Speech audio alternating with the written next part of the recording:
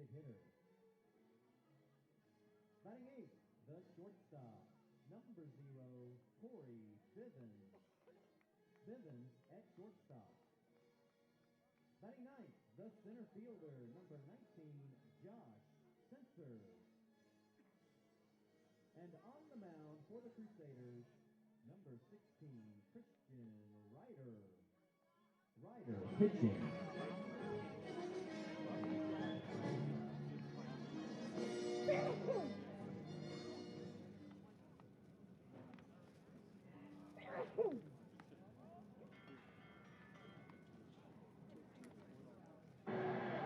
Here's the pitch by Downing. Swinging. There's a drive into left center field. That ball is going to be out of here. It's gone. It's 7-15. There's a new home run champion of all time, and it's Henry Aaron. I consider myself the luckiest man on the face of the earth. And I might have been given a bad break, but I've got an awful lot to live for. Thank you. I cannot hit first ball. Straight ball, I hit it very much. High, up fly. That would be a home run in a phone booth. The one constant through all the years, Ray, has been baseball. America has rolled by like an army of steamrollers. It's been erased like a blackboard, rebuilt and erased again. But baseball has marked the time. This field, this game, is a part of our past, Ray. It reminds us of all that once was good, and it could be again. There's a drive. Way back. It might be. It could be.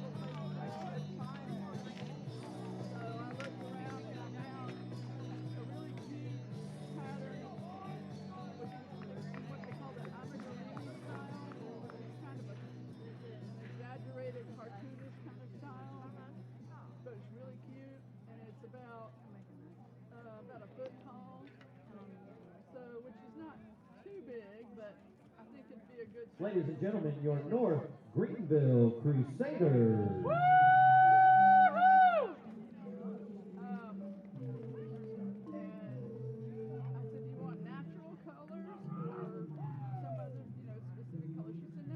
And welcome back for game number 2 here of this doubleheader, Friday doubleheader from Tigerville, South Carolina, from Ray M.B. Dillard Field here on the campus of North Greenville University. Grace Sullivan, Will Cahaley back with you again as we get ready for game number 2. North Greenville trying to go for the sweep of the Panthers here in this first day. They'll go for the series sweep tomorrow, as Christian Ryder will start on the mound for North Greenville. Will, last game, Ethan Gardner started, had 7 really strong innings. The 8th one got a little bit rocky. North Greenville ended up losing the lead, tie ball game heading into the bottom of the 8th, and then Michael Newstifter timed it right. And looking at Christian Ryder's stats, we have 2 games started. Those are his 2 appearances, and he has a 1.29 ERA. Has 7 innings, 7 strikeouts, and has given up 1 run. And opponents are batting .250 against him. And something that's going to be really difficult for probably about the first third to half of this game. This is the 7-inning game. We played the 9-1 if you weren't with us earlier. Normally here at North Greenville, for baseball doubleheaders, it's 7 innings and 9 innings. Flipped it this time around. It was 9 first. This one will be 7 innings, but for probably the first third to half of the game, we are going to have to deal with the sun because it is shining in right on us. And if it's hard to see for us, it's going to be really hard to see for the batters, at least in the batters boxes. They are facing that way, especially the right-handers. So here is the batting lineup for Kentucky Wesleyan College, again out of Owensboro, Kentucky. Corey Bridges, Lane Kennemore, they did not move from their previous lineup. Bridges will lead it off, Kennemore behind him. Burke will bat third. Braden Sisson, Ian Ellis, Chase Andrews, Ethan Maxey will get a start here for game 2. Ben Wilcoxon and Reese Puckett will round it out. Every player saw action back in game 1 except for Maxey. We're going to have to deal with the sun for a little bit here for this 7-inning game. This is the opening pitch. Down low and away from Ryder to Bridges, ball 1. Christian Ryder, the senior right-handed pitcher out of the University of Georgia. Out of Ackworth, Georgia, which is on I-75 between Atlanta and Chattanooga. There you go. 2-0 the count now to Bridges. And laces it down the left field line. That one is a fair ball. And Bridges is going to get Kentucky Wesleyan jump started here early with a stand-up double to lead things off.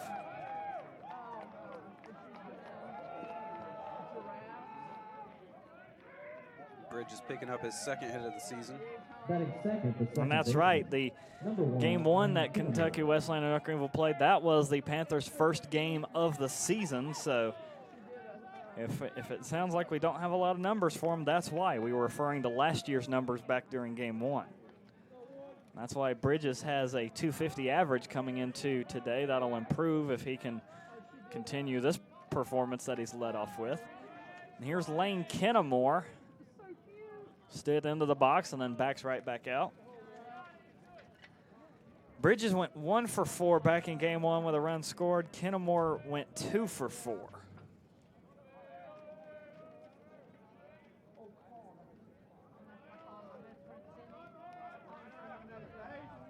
And Ryder already slowing things down. Going for the bunt, back to the pitcher. Throw over to first, second base comes to cover.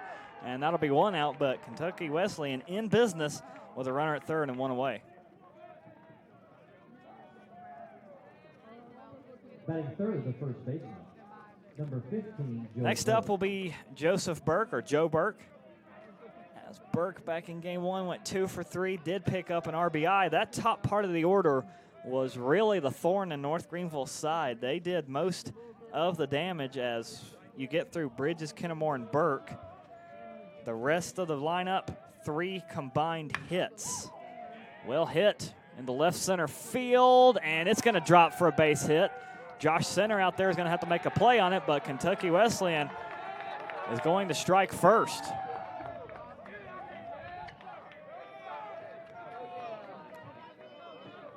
Well, they didn't waste any time getting going. Burke with the RBI single, and Panthers up 1-0. Number 7, Braden Sisson.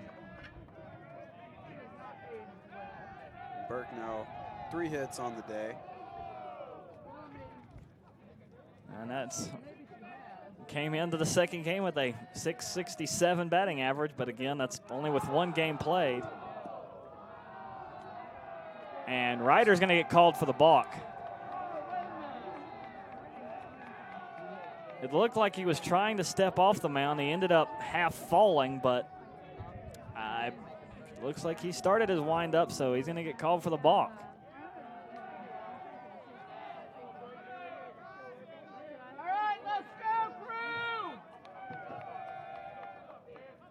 Braden Sisson, the man now in the batter's box. Sisson 0 for 3.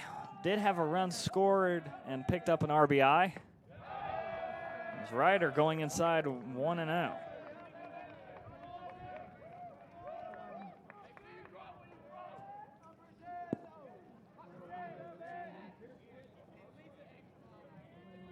Boy, the start of this game and the start of game 1, vastly different. Ethan Gardner got the Panthers to go 1-2-3 in the top of the first, and Ryder here has already given up a run.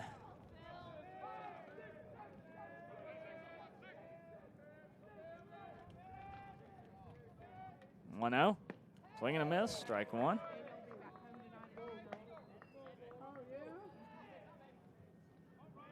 Two hits already for Kentucky Wesleyan.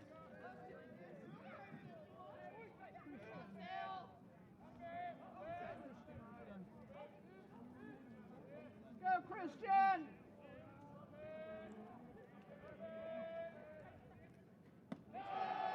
Ball 2 missing way inside.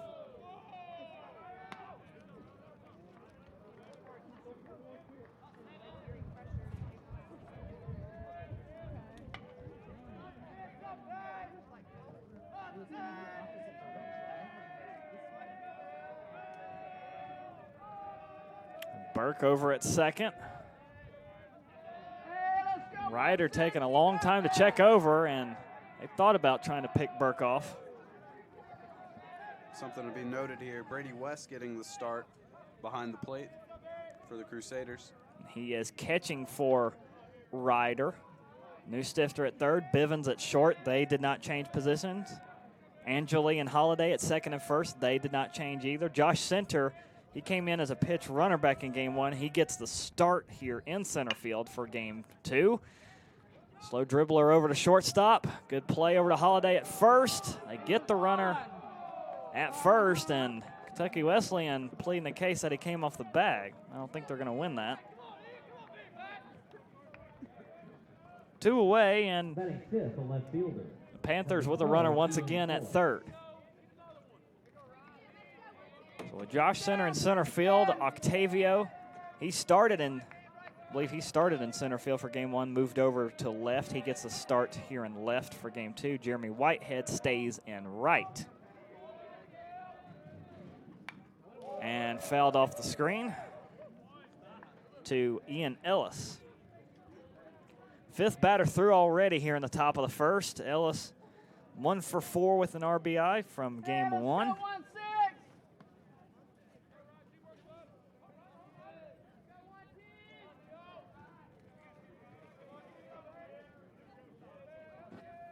Ryder with a rocky start here for game 2. Trying to get out of it. 2 away for him. Oh, that looked good. Good pitch, Christian. Ball 1 missing down low, 1-1.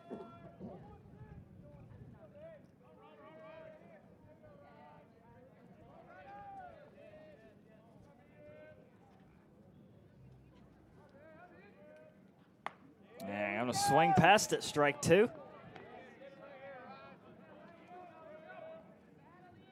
Hey, let's go, Crusaders! It's Kmart time!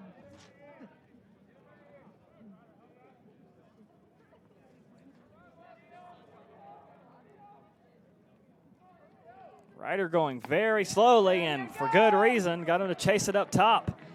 That'll be strike 3, and the side is retired.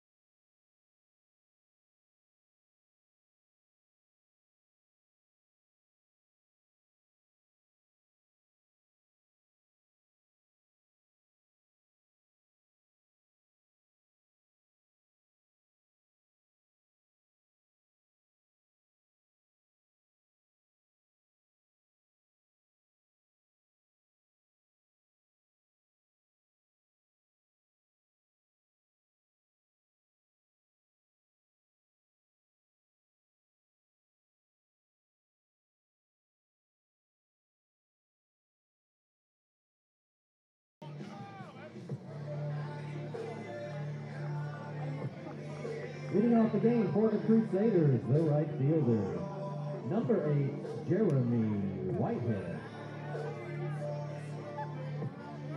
Benton McGill will take to the mound for Kentucky Wesleyan. We saw Devin Smith, who was one of their primary starters back last year in game 1. That was Smith.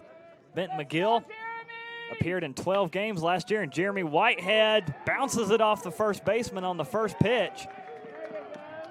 And he will scoot into first base as he all but clobbered that one. Heads up play by Burke over there to not let it get into right field and take the extra bases away from Whitehead, but took a pretty good lick. So Whitehead's already aboard, and we didn't even get to McGill's numbers. He comes in, or last year, he had a 4.38 ERA. Had a save, walked 3 and struck out 8. And Octavio looking for the bunt, pulls it back, take a strike.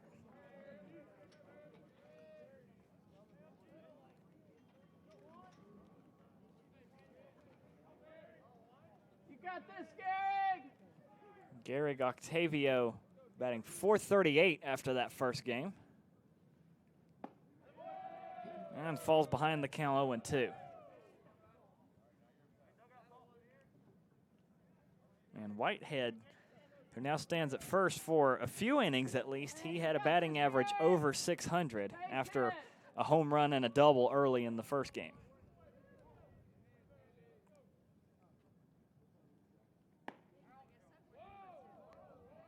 Ball 1 missing outside.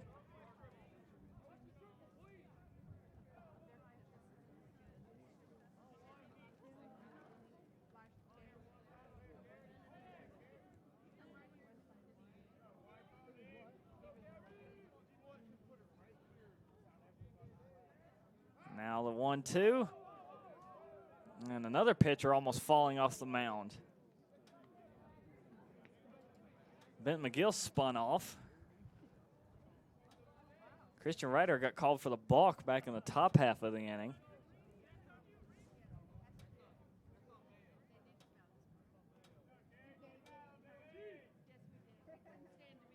Next offering is down low and away, ball 2.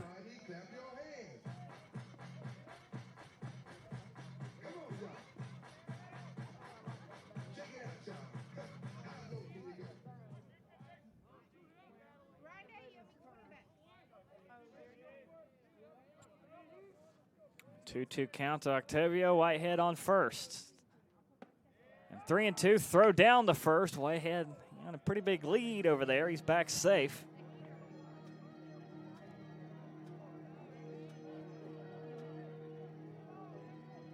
Between Whitehead and Octavio, 9 stolen bases attempted, 6 of those successful. Octavio did get called out. I think it was Octavio. He got caught stealing back in game 1, trying to steal third. And they are trying to keep Whitehead pinned back. And for good reason.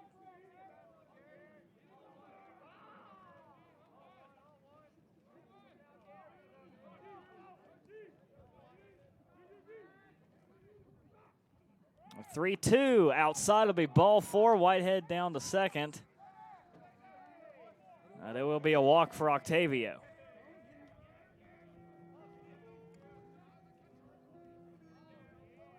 So Kentucky Wesleyan started fast back in the first. North Greenville trying to equal that and score one of their own, possibly snag the lead back.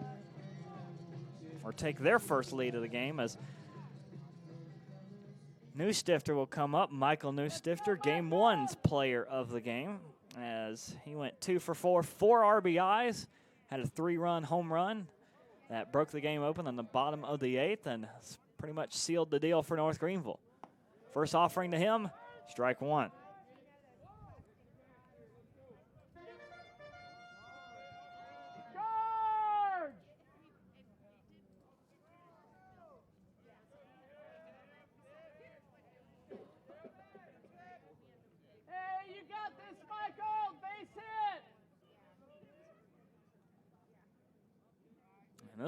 This second game has gotten off to a crawl.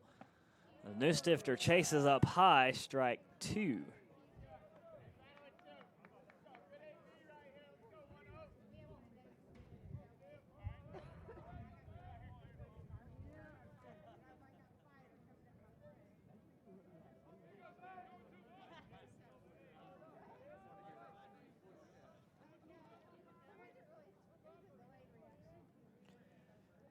Two on for the Crusaders, first and second. Waiting on the offering, off the nose of the bat. Newstifter stays alive behind the count 0-2. Still nobody out for NGU, so Benton McGill trying to keep North Greenville pinned back.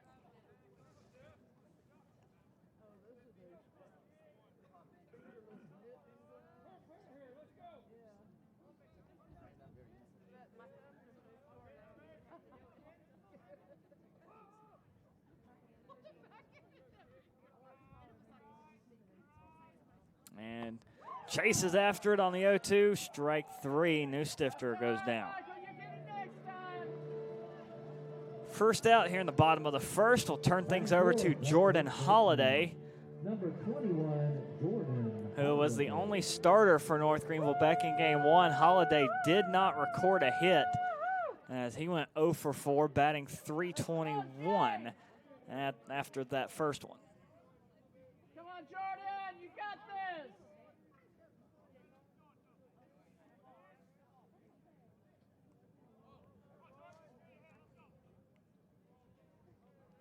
This first game starting a bit lopsided. Pitchers falling off the mound, batters stepping out early in the batter's box.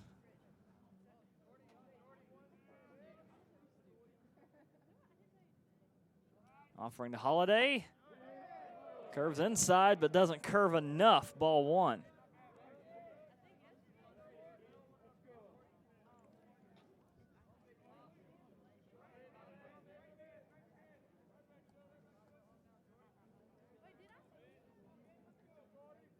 Sign getting called into McGill. Let's go, Jordan. Hey, let's go 2-1. And Holliday fouls it back. That one curving away from him. We strike 1.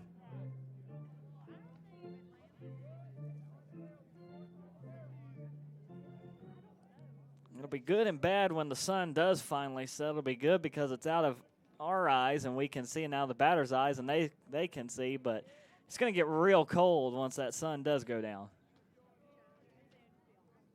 The 1-1 down the third base side into left field. Getting waved home is the lead runner, should be Whitehead. He will score. And North Greenville able to answer the Panthers' top half of the frame. Holiday able to find the gap into left field. Picks up a single and an RBI. Octavio to second. And here comes Doug Angeli. 1 for 5 back in game 1.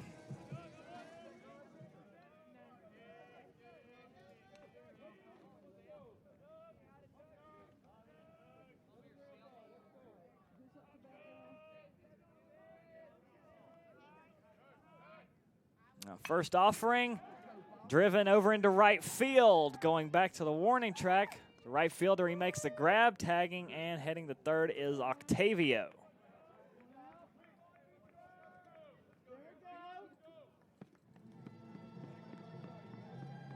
So North Greenville with runner in scoring position from third. After Angeli flies out to right, 2 away. We'll bring up the catcher for this second game. It'll be Brady West. Still batting in the mid-500s per batting average. 560 was he went 2 for 4 with a run scored.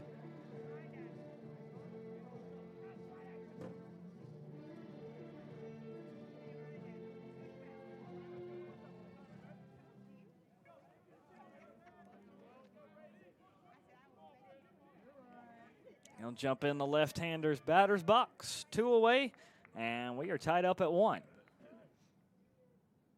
Offering to West is high and outside, ball 1.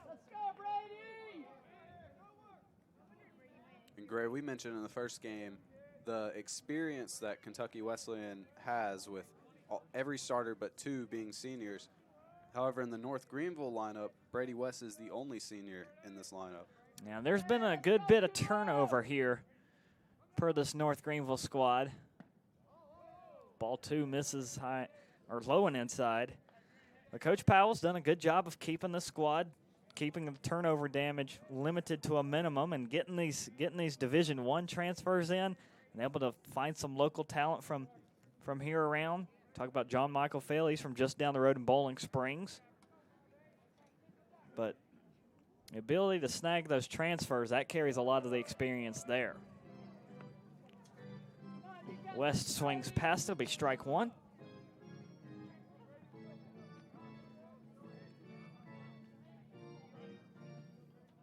Two 1 count to West.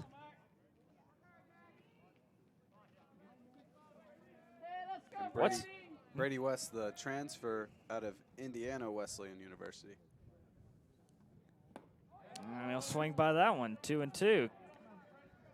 McGill working the outside part of the zone against the lefty, and so far paying off. Only where some of these guys from the on the North Greenville roster are from. Okay, you've got College of Charleston and USC Lancaster. A couple of those on there. University of Georgia, okay, it's still in the South. You got West Virginia University, Tristan Hudson on there. As West will go down on strikes. And that retires the side, so we'll get back to our discussion on North Greenville roster a little bit later on. Through the first inning, North Greenville able to even things back up. 1 run there for the Crusaders does score. We will head to the top of the second, tied up at 1 apiece. Due up for the Panthers will be Andrews, Maxey, and Wilcoxon when we come back here on the Conference Carolinas Digital Network.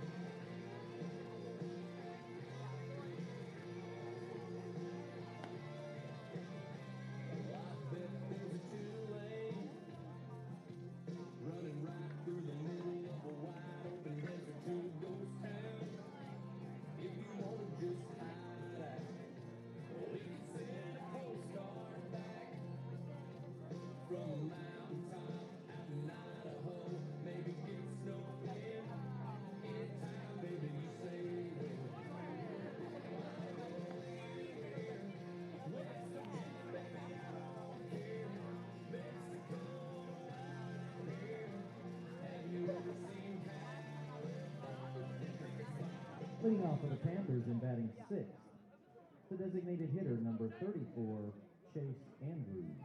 Chase Andrews will lead off the top of the second here for Kentucky Wesleyan, and we'll have to tell you this right now. If something happens in left field, you're going to have to call it, Will. I cannot see it at all. I can't really see much either. Well, so I guess we'll just guess and hope something's right. I can see what's happening there. A slow dribbler over the head of Ryder, tossed to Holiday from second baseman. Angeli able to get Andrews, the leadoff man, in time. Batting seventh, the catcher. Easy out there for North Greenville and company, as the one player that did not start back in game one will come up now. This is the Panthers catcher, Ethan Maxey. This will be his first start for Kentucky Wesleyan here in 2020. And strike one goes by him. It's going to be very important that Ryder settles down and finds some kind of a groove here. He had a rough first inning, 5 batters through, gave up that opening run. And he is looking better here. He's already got one pitch, 1 out, now 2 strikes against Maxey.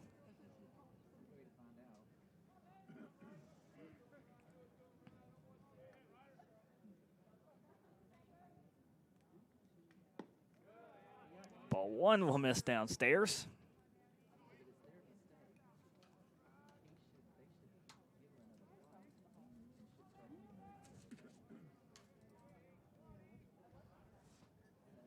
And the 1-2.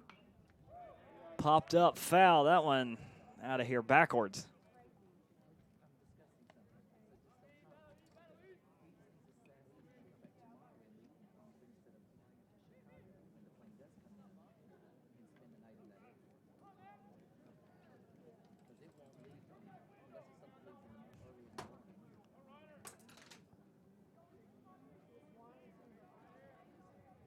And here's a 1-2. That's driven right toward the sun, deep left field. And it is off the fence. Extra bases here for Maxey. And the Panthers catcher coming up big, as he drives one to left field right into the sun. And a 1-out double will turn things over to the shortstop. Number 8, Ben Wilcox. This will be Ben Wilkinson. Did not record a hit back in game 1.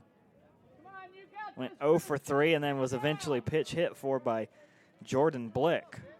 Yeah, like you said, that ball was driven right into the sun from our point of view. But the good news is, give it about, I don't know, 10 to 15 minutes, and it should dip below that hill. Well, the good news is it's almost there as that gets over the head of the catcher West, driven into the dirt by Ryder, and an easy advancement by Maxey. All right, settle down, Christian. You got this. Good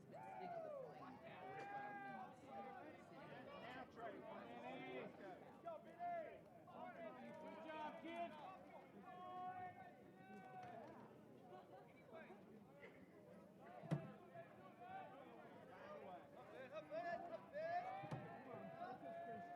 On the 1-0, missing up high, 2-0.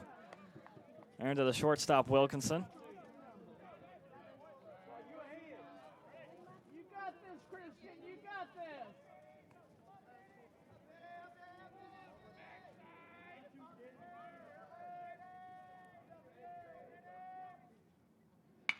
And off the nose of the bat, right to the shortstop. Great play. North Greenville will see to run, but they get the force out at first on Wilkinson. Maxey scores, and Kentucky Wesleyan back out in front, 2-1.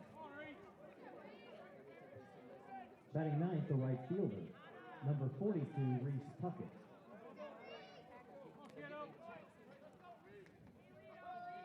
Reese Puckett, the next man up.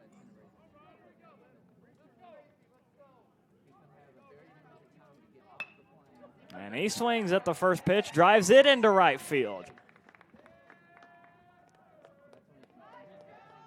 And Kentucky Wesleyan starting to tee up and line off Christian Ryder.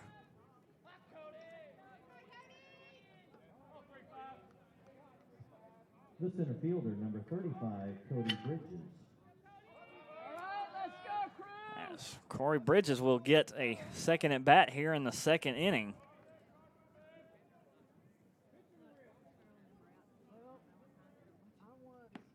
And Ryder misses outside, ball one.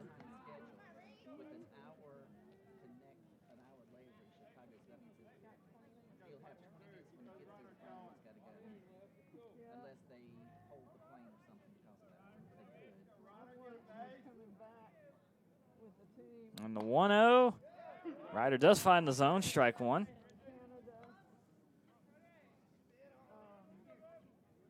Runner over at first to deal with.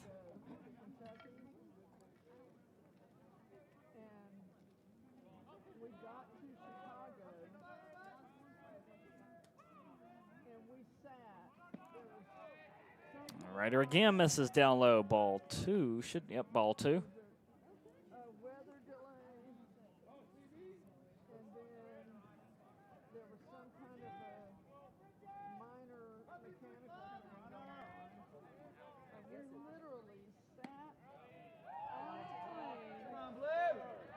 Ball three going to be called.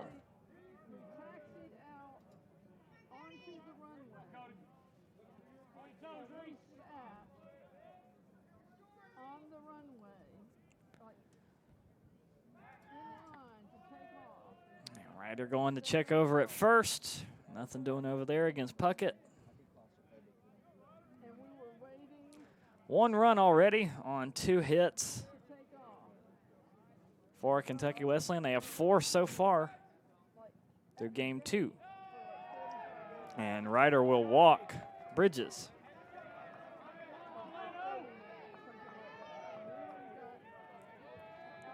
The second baseman, number 1, Lane Kennemore. And Kennemore already back up to the plate to bat. And Kennemore sacrificed his last time up to move Bridges over.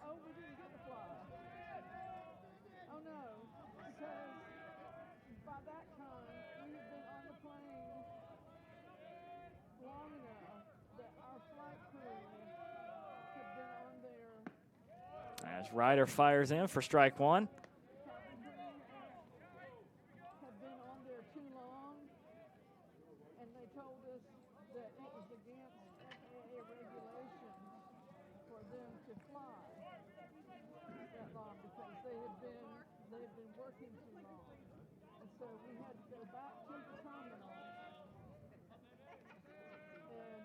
Oh, 1.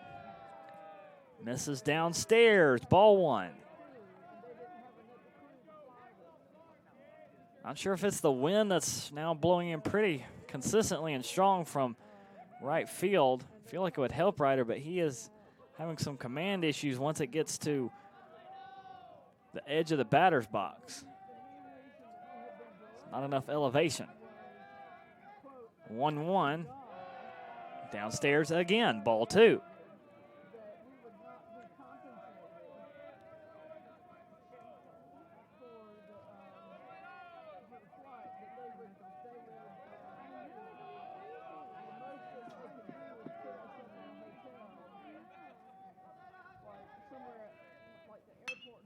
And now he puts some heat on it. And it's fouled off the right side. Kennemore was waiting for that one. Count's going to be evened up 2-2.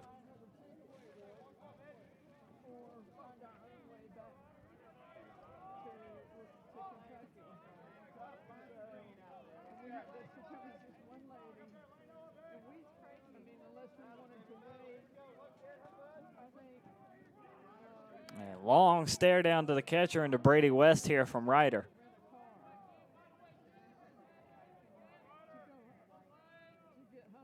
And a 2-2, Ryder gets a strikeout.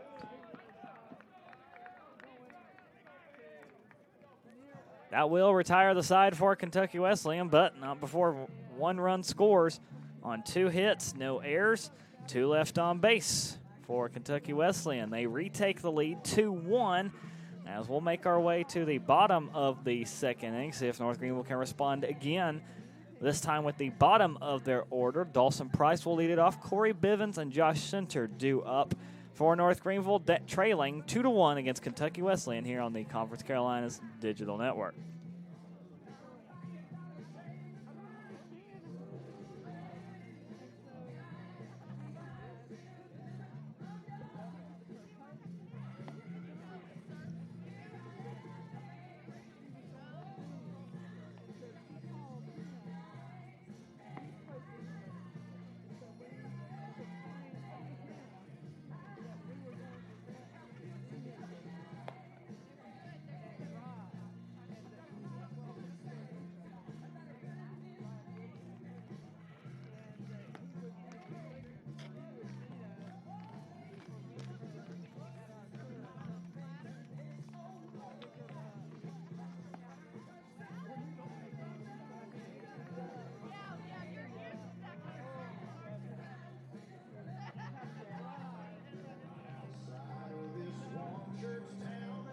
Leading off for the Crusaders and batting 7th. Welcome back to game number 2 here, part of this Friday doubleheader on the Conference Carolinas Digital Network. North Greenville taking on Kentucky Wesleyan College.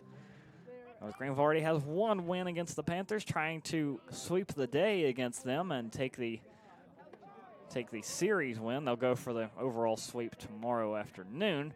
Dawson Price now sets up in the batter's box. So he already has ball 1 up on the board. Price coming in with only his second appearance. This will be his first start for the season, as he has had no official at bat recorded, so this will be his first recorded at bat if he can get a hit in. And currently he is looking very good. Has jumped ahead in the count 3-0 against Benton McGill.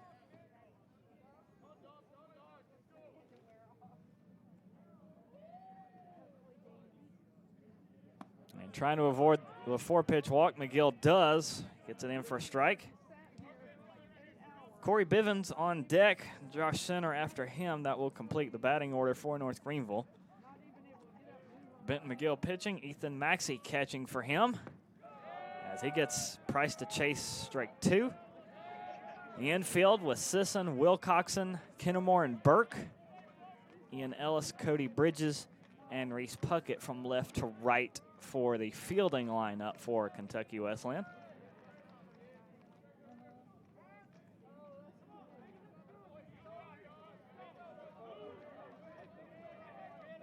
Almost thought either Price was going to step out or McGill was going to step off the mound. This first couple innings have been a crawl, as I thought Price thought he had a walk, and it does not appear to be so. That will be strike 3. He is out. The shortstop, number 0, Corey Bivens. McGill already with 3 strikeouts, as here comes Corey Bivens. Bivens 1 for 4 with an RBI back in game 1. Hammers the first pitch way high, way foul, and just out of the reach of the right fielder. Puckett was coming over to make the grab. Didn't come up with it, so Bivens will live to see another one.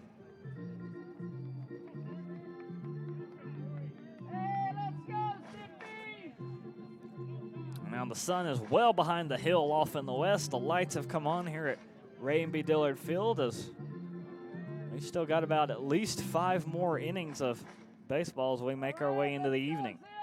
Come on, Big O! You got this, Corey! Base hit! 0-1, high and outside, 1-1. Woo! Come on, Corey!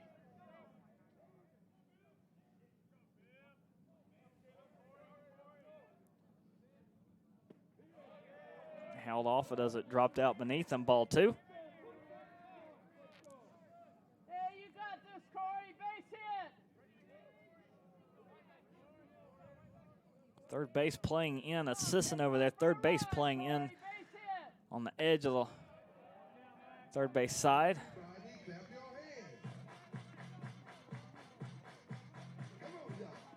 3-1 count to Bivens. You got this, Corey!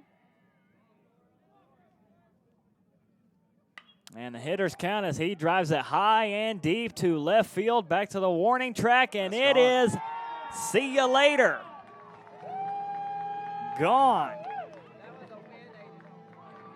Corey Bivens with the wind sends it packing.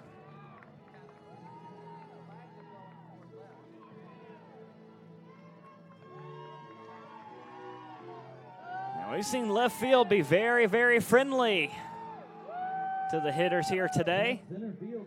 And Bivens ties it up at 2.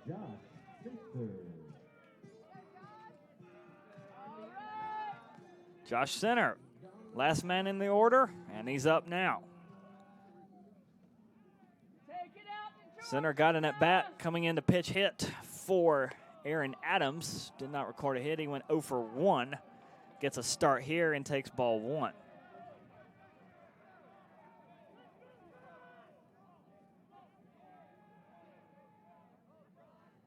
One-0, chased it up high, 1-1.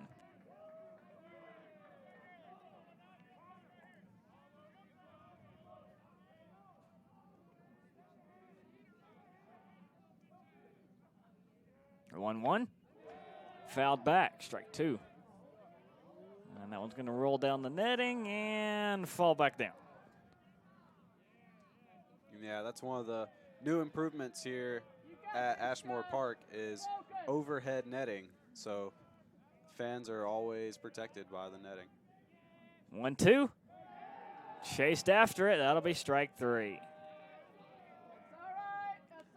2 down for North Greenville. It'll move things back to the top of the order for Jeremy Whitehead, who is once again off to a hot start. 1 for 1 with a single to lead off the ball game. There's been lots of improvements here at the baseball park for North Greenville. Obviously, this new box that we're in, and we're actually warm right now.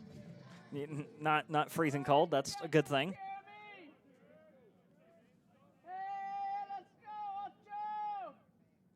Offering to Whitehead, he clobbers it, but hooks it foul into the Kentucky Wesleyan bullpen where nobody's down there, but he was all over that one. Strike 1.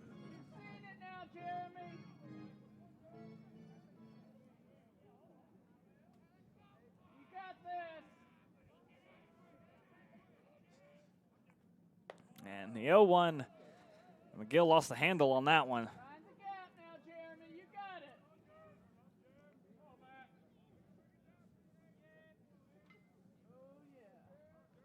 1-1 the count now to Whitehead.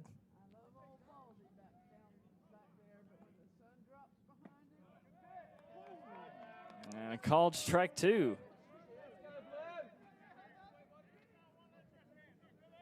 you got this, Jeremy. Let's go, son. 1-2 with 2 away. He reached out for it. It was way outside. Strike 3. Back-to-back strikeouts for McGill. Retires the side for North Greenville. Not before the Crusaders. And Corey Bivens tie it back up. 1 run on 1 hit. No errors. None left on base. Moving right along on to the top of the 3rd we go. Do it for the Panthers will be the 3, 4, and 5 spot. That'll be Burke, Sisson, and Ellis tied at 2 here in Game 2 here on the Conference Carolinas Digital Network.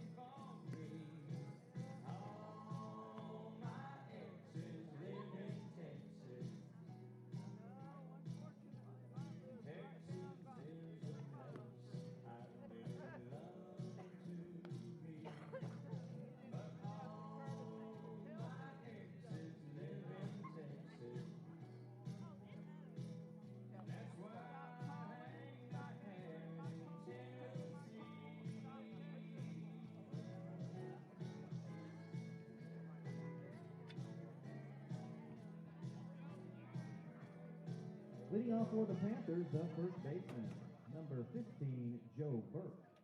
Joe Burke set to lead things off for Kentucky Wesleyan.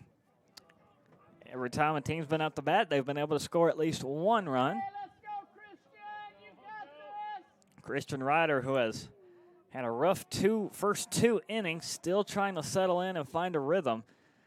Burke is 1 for 1 today, singled his first time up, advanced to second on a balk. Check out that mask that Angeli has put on in between innings over there at second base. Yeah, the Bivens, you could tell he had one similar as, and probably got up to about the mid-50s today, but now that the sun is set, well, the good news is we can see, everybody can see now. The bad news is it's cold. Oh, yeah, I see that now. All the infielders have masks on. Angeli being the only one that is white. That's why I noticed that one. Off a nose of the bat, a slow dribbler over to first, and Holiday will take it himself to get the first out.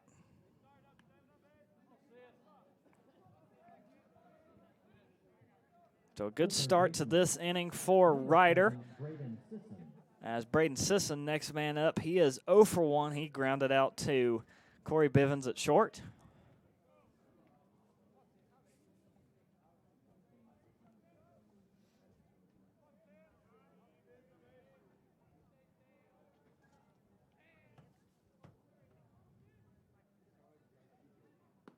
And the first offering to him does catch the zone for strike.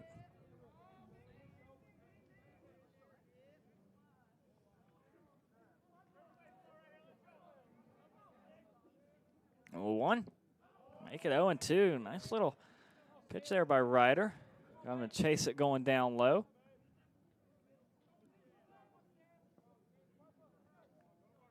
Ryder, 2 strikeouts.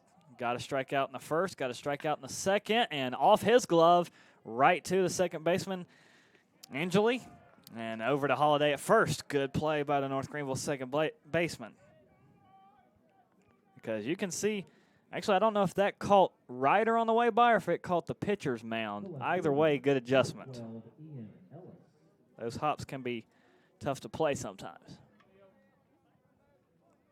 Ian Ellis, next man up. In that fifth spot for Kentucky Wesleyan, the left fielder. 0 for 1, struck out to end the first inning.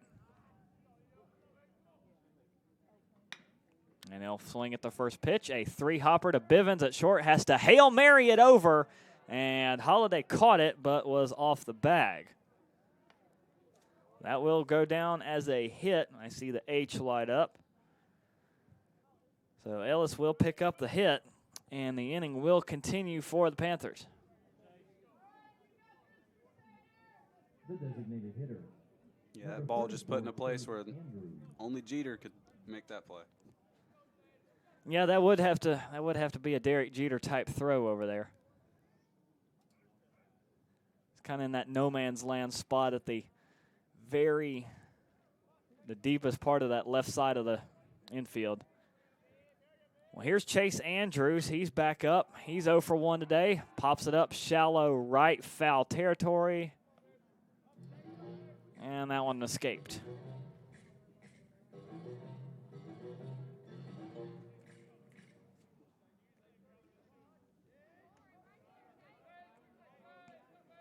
Top of the third, 2-2.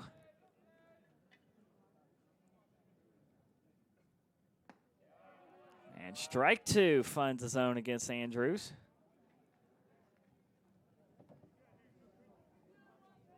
Ellis over at first.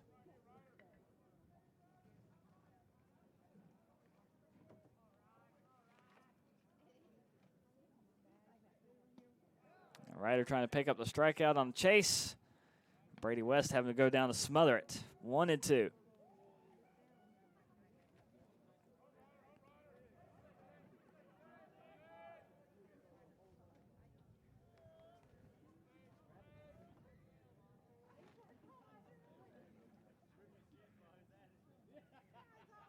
One, two on the way. Got him to chase after that one. Strike 3. So a much better inning there from Ryder. As Kentucky Wesleyan, no runs, 1 hit, no errors, 1 left on base for the Panthers. So through half of the 3rd inning, bottom half coming up. It'll be Octavio, Newstifter, and Holiday will lead things off for North Greenville. That is the due-up order for the bottom of the 3rd, 2-2. That's the first, top of the 3rd. The 1st inning, nobody was able to score a run. See if North Greenville can take the lead here, coming up with the bottom of the 3rd.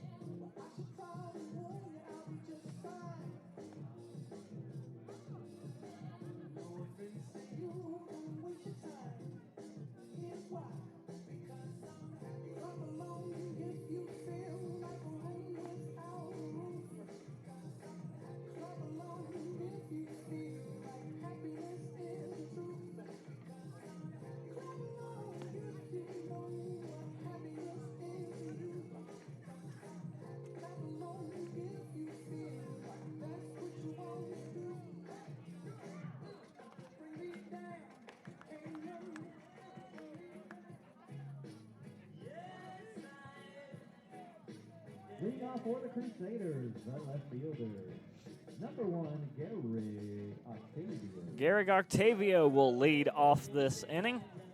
Also due up, you've got Michael Newstifter and Jordan Holiday for North Greenville, trying to break this early deadlock, tied up at 2 apiece.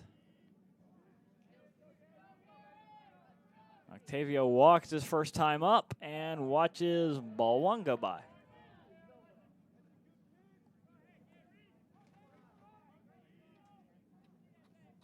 If you missed it earlier, North Greenville did get the Game 1 win to start off this series, 8-4. Margin of victory there. That was the 9-inning game. This is the 7-inning game.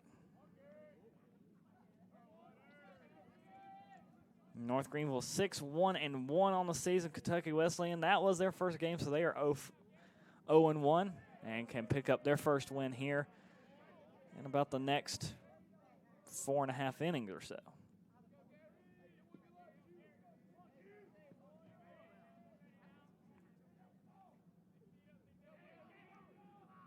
Two, 1 the count to Octavio, and time is called.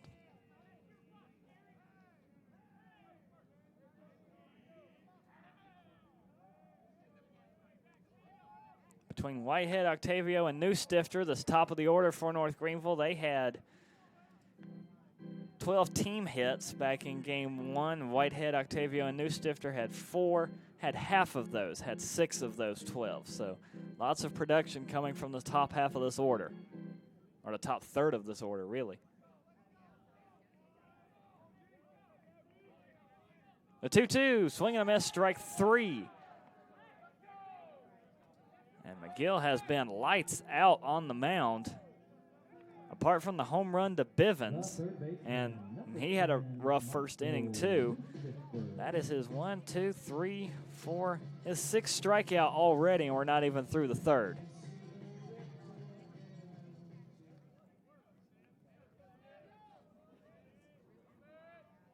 And the first offering misses up high now to Newstifter, who was one of those earlier strikeouts back in the first to McGill.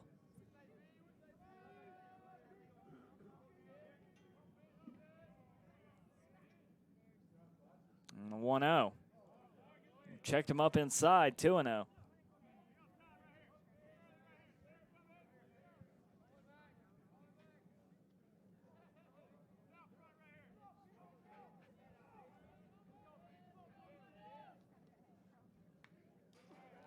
Would have been a favorable count. Newstifter had to go after it, 2-1.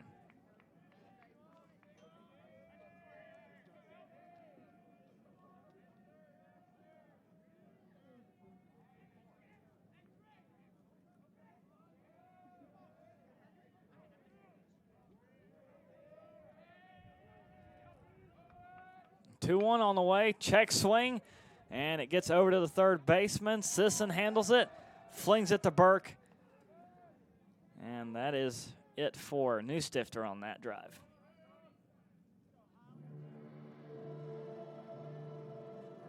Last chance for the third for North Greenville. The first baseman Will be Jordan Holiday, who is 1 for 1. Picked up a single back in the bottom of the first.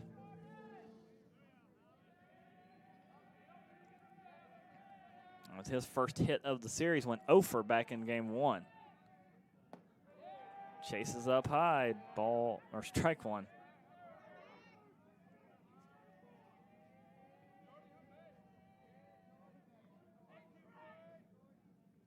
Oh, 1.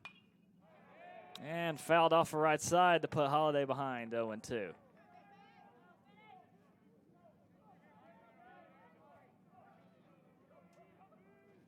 Another low-scoring affair in this one.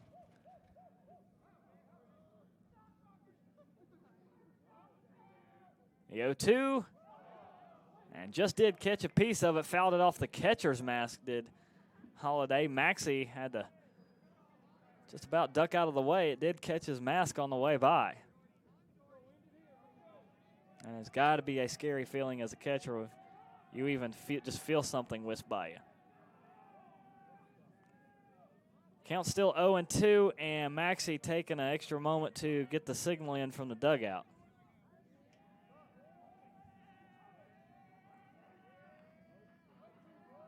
The 0-2, and jammed him up.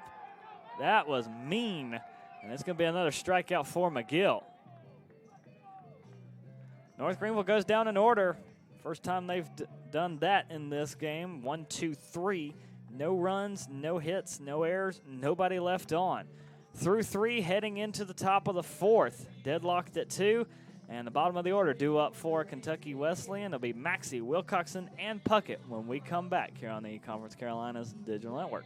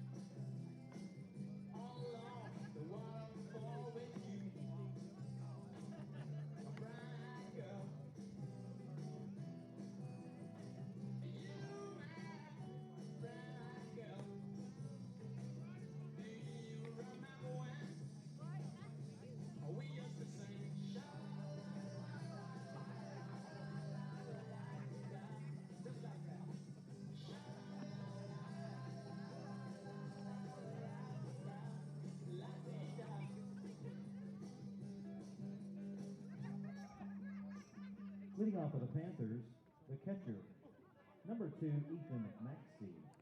Maxey will lead things off for Kentucky Wesleyan here.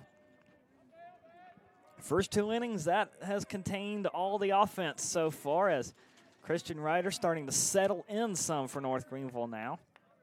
See if he can get the Panthers to go down in order.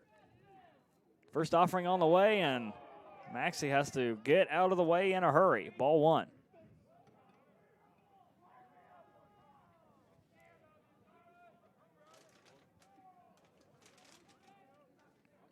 1-0.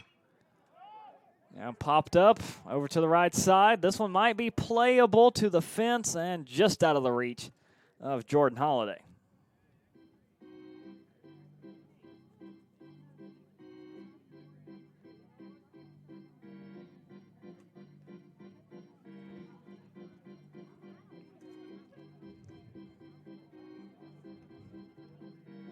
Good to have college baseball back again here, and well, it'll be springtime soon, we hope. Here in the month of February, North Greenville's already played 7, 8 games. This is their 9th. Kentucky Wesleyan just getting their season going. A lot of other D1 teams firing up today as Ryder gets strike 2 called. Of course, North Greenville started their season down in Florida. A nice set of games across the mid part of that state. As it is 2-2 to the catcher, Maxey. Doubled his first time up back in the second. And sends it foul again behind home.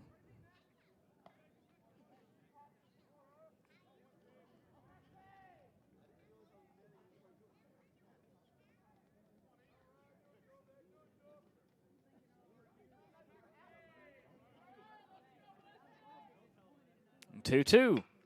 And Maxey on a line into left field, right to Octavio, snags it. Now that'll be one away for Ryder. Next up is the shortstop, Ben Wilcoxon. 0 for 1 here in game 2, grounded out to Bivens over at short.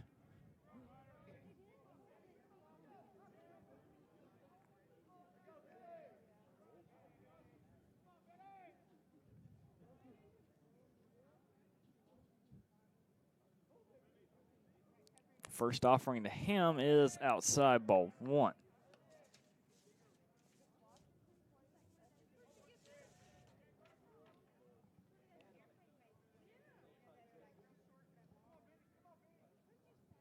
A 1-0, and through the gap into right field, right to Whitehead, who fields it, but that will be a 1-out single as Wilcoxon gets aboard. We'll turn things over to the right fielder, Reese Puckett, who singled back in the second.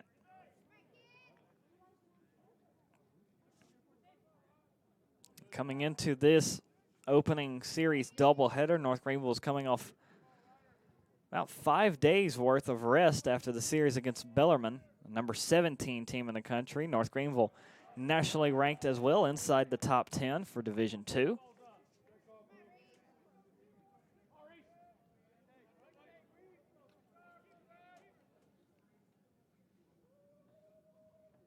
One strike to Puckett. And go over and keep a shortstop Wilcoxon pinned back.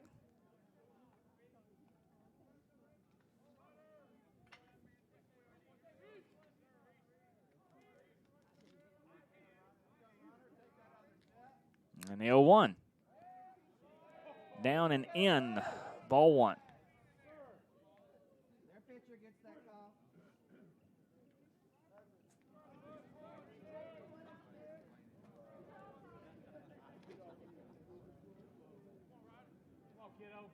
On 1.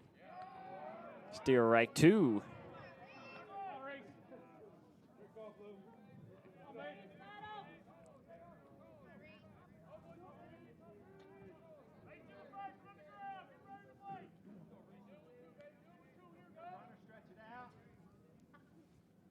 Now the 1-2, checked the swing, but held off of it. He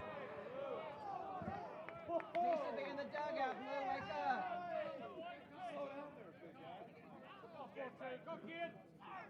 Make them, Marty. Don't help them. Oh, Puck, let's go, bud.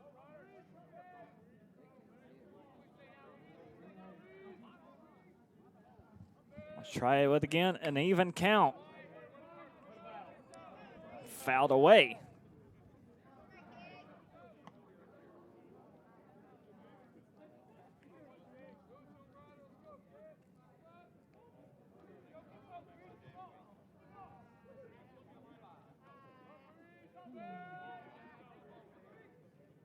Try it again. Ball 3 missing downstairs. Where do you want it, Blue? He should be struck out twice, Blue. Wake up.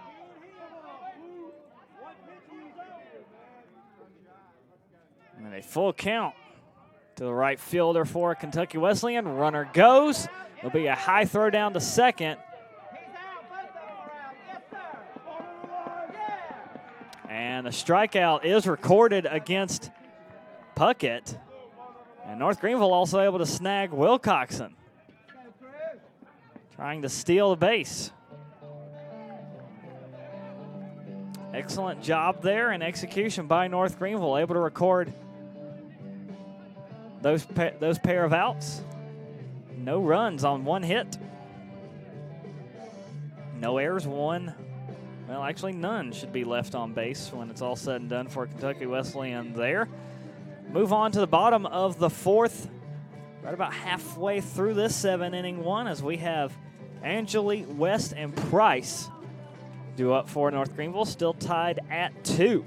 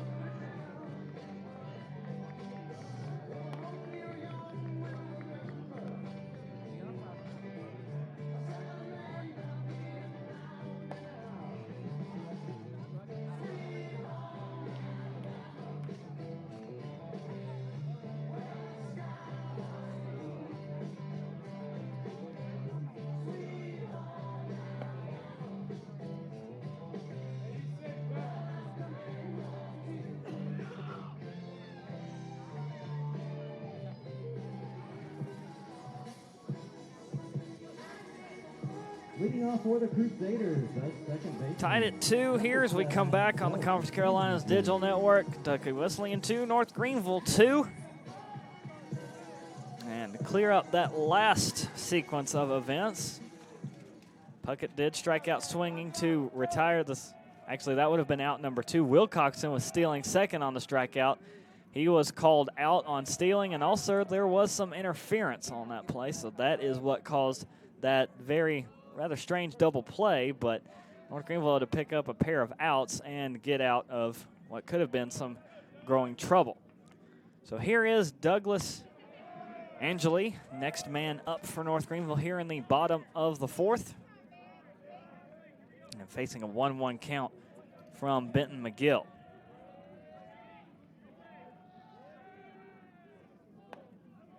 Now 2-1 count. Angeli 0 for 1 in game 2. He flew out to right all the way back in the first inning. 2-1 and lifted high right side, way out of play. That one might clear the hill, but it's gone. 2-2.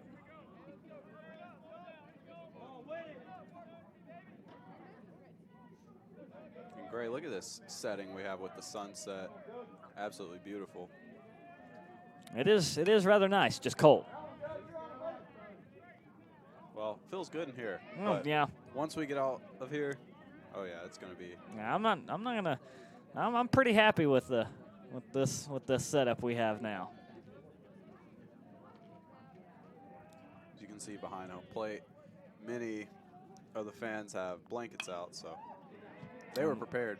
Lifted over to left field. That's going to drop for a base hit for Angeli.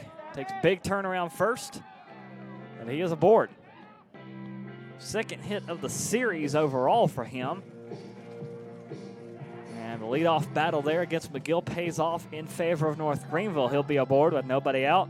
He'll turn things over to the catcher, Brady West. To the plate, the catcher, number 20, Brady West.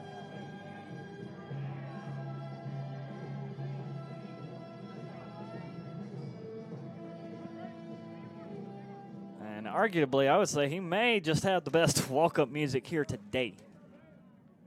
I have thoroughly enjoyed that. Brady West, a real power threat up there. Ball 1, throwing outside, see if they would get Angeli to go. Ball 1. West has had 2 home runs here at Ashmore Park, and both of them were absolute no-doubters to right field.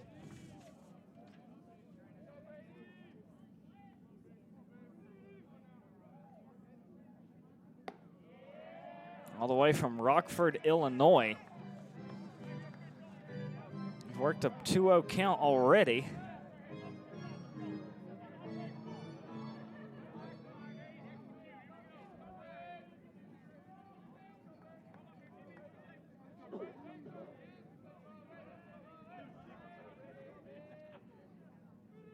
And McGill slowing things way down. West fouls it off for his first strike.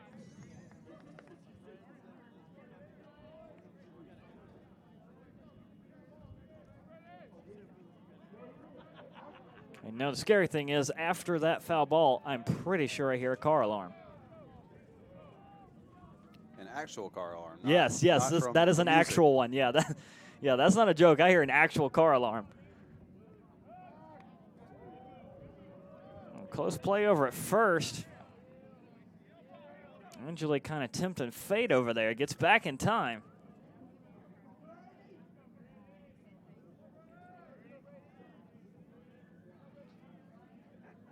Well, after the first 2 innings, Kentucky Wesleyan put up a run. North Greenville responded. Kentucky Wesleyan back up on the scoreboard with another run. North Greenville responded in the bottom of the second. Since then, scoreless in the third, and so far, scoreless through the fourth.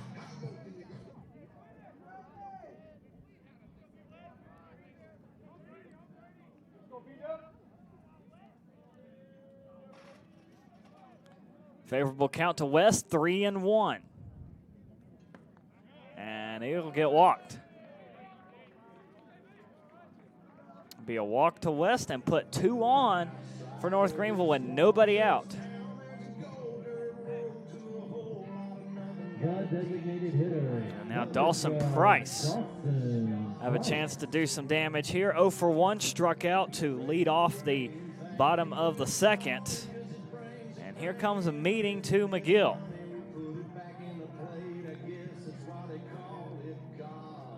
And for the, I believe just now, Kentucky Wesleyan is starting to put their bullpen into action. They just did send people down there. This is going to try and give them some time to get somebody going. So McGill's going to have to be out there for at least 1 to 2 more batters probably before somebody gets even close to getting warmed up.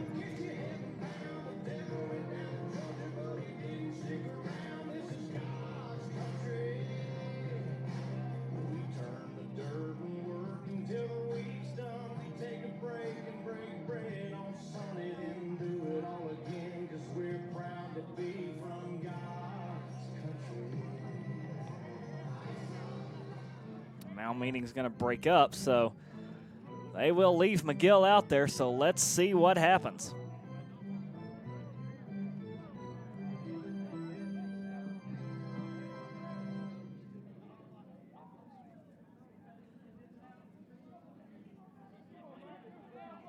Two on, nobody out for North Greenville, bottom of the fourth.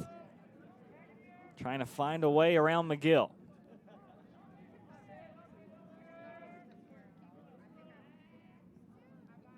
Offering on the way up high, ball 1 to Price.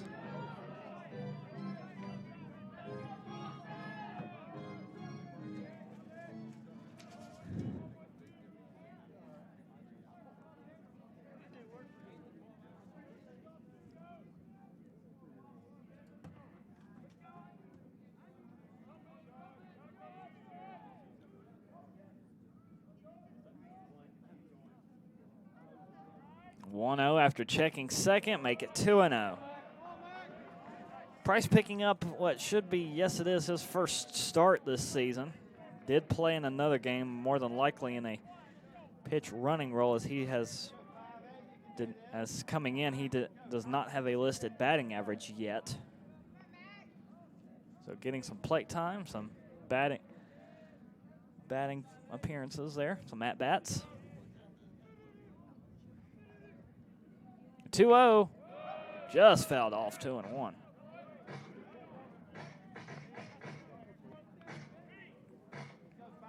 McGill had him looking at it low and away.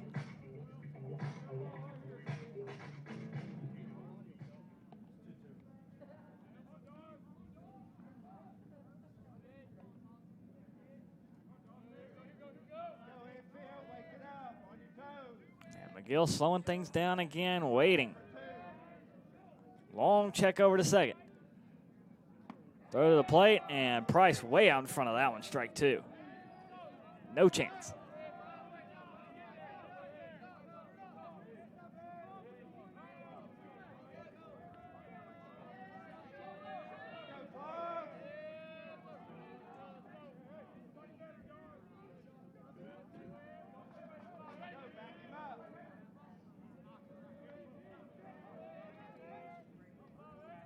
And for the 2-2, called strike 3 down at the knees.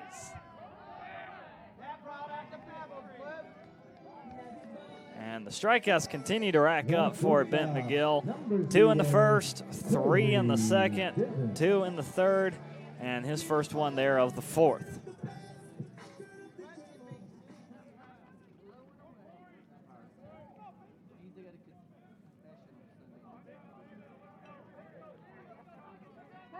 Right side of the infield starting to come in, especially at first, especially at the corners, I should say. As Corey Bivens, he homered in his last appearance. That was the last score in the bottom of the second. Most recent score from Bivens. Come on, Corey, you got this.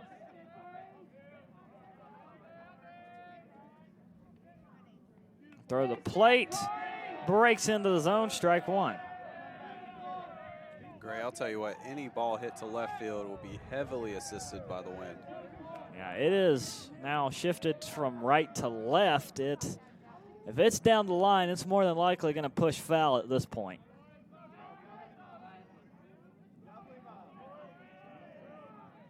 Bivens is a right-hander, so if he can catch it at the right angle, he has a good chance. The 0-1, 0-2.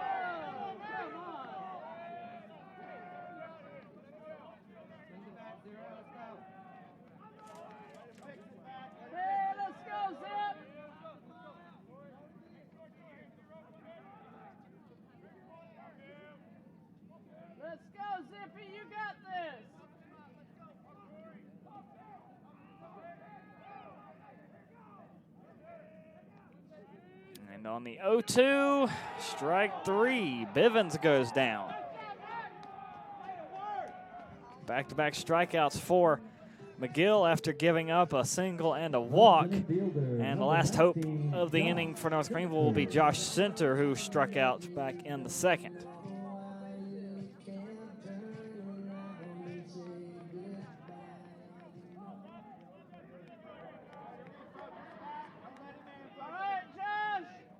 Still 2 on, but now there are 2 outs.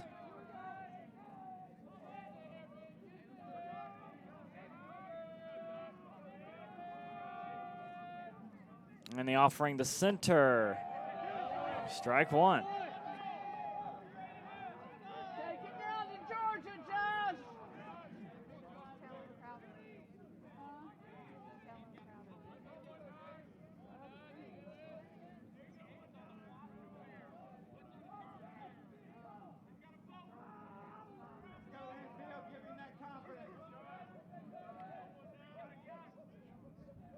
You got it, Josh.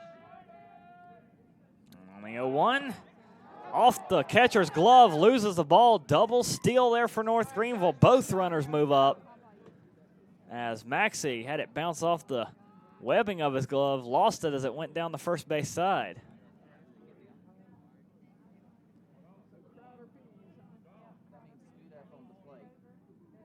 And both coaches going to come out here. Umpires huddling up as well.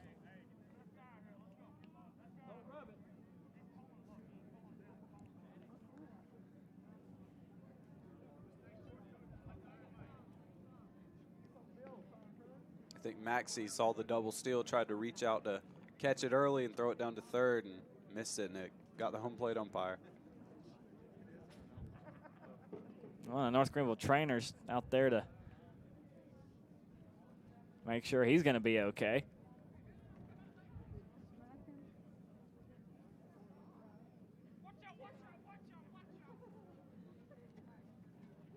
That ball did bounce rather strangely when it caught the glove of the catcher Maxey, so Everybody looks like they're okay, so let's try and get it going again.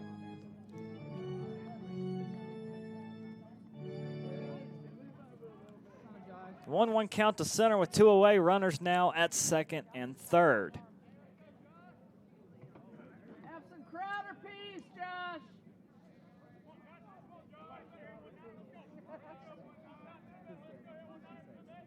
Let's go, Mac. Refocus. Refocus. You're on a roll. You got this, Josh.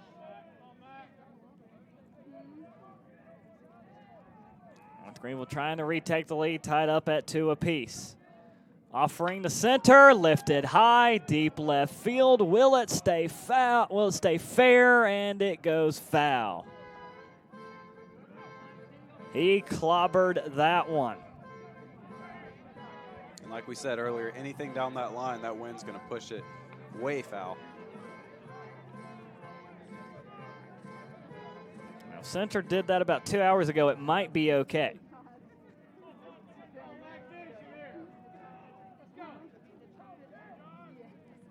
1-2 count with 2 away. Hey, you got this, Josh. Just straighten it out. And the 1-2 misses outside, 2-2.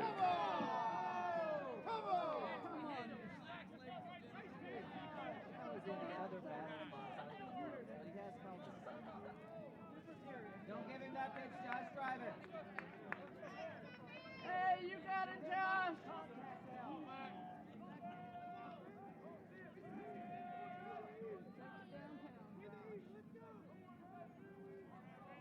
Everything evened up, 2-2. And ball 3 curves outside. Full count. It's going to be a big payoff coming.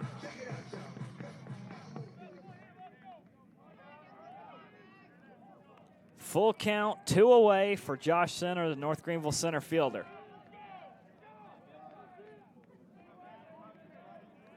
Digs back in, runners at second and third, both in scoring position.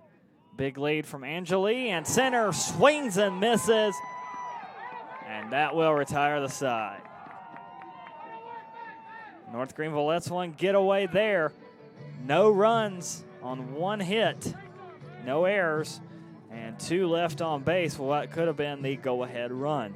Through 4, still deadlocked at 2. The only advantage is Kentucky Wesleyan has 6 hits to North Greenville's 4. So due up for Kentucky Wesleyan on top of the 5th will be the top of the order as they have Bridges, Kennemore, and Burke coming up.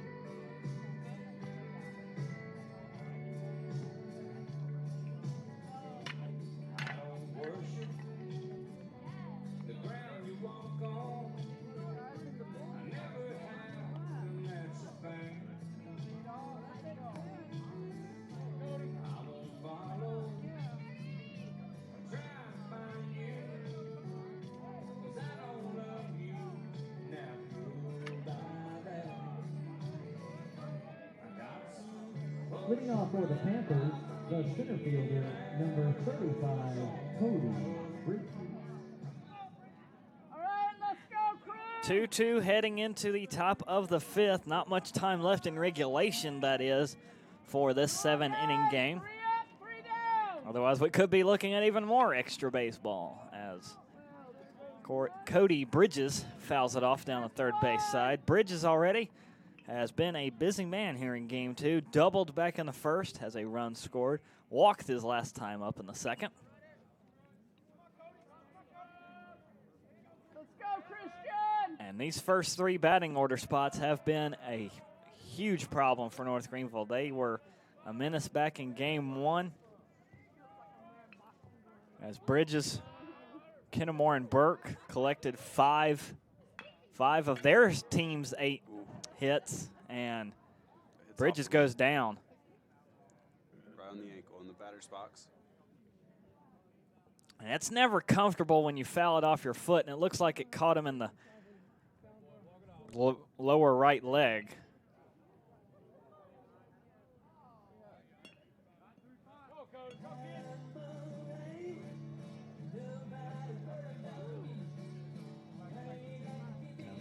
Bridges is back up and okay. Gonna try and finish out this at bat, 1-2 count.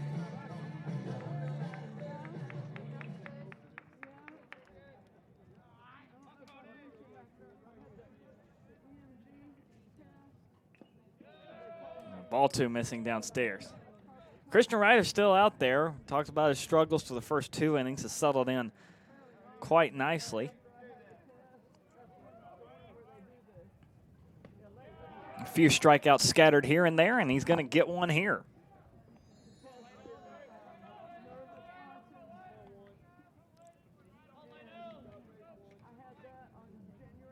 The second baseman, number 1, Lane Kennemore. So that'll be the first one of the inning there for Ryder. Next up is Lane Kennemore. Sacrificed to move a runner over in the first, struck out back in the second for his 2 plate appearances as he watches strike 1 go by.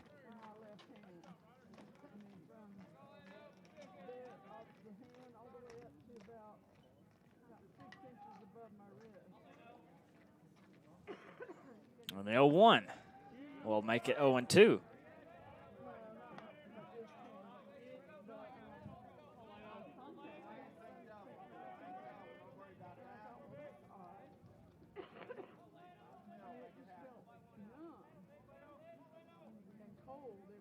One away here in the top of the 5th. The 0-2 up and in.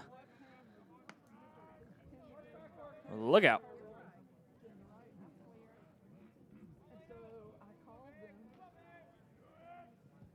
Well, the 1-2 golfed at it. He went around it. That is another Ryder strikeout. Back-to-back strikeouts for Ryder, and now his numbers are starting to climb. Number 15, Joe Burke. 6 strikeouts for Ryder.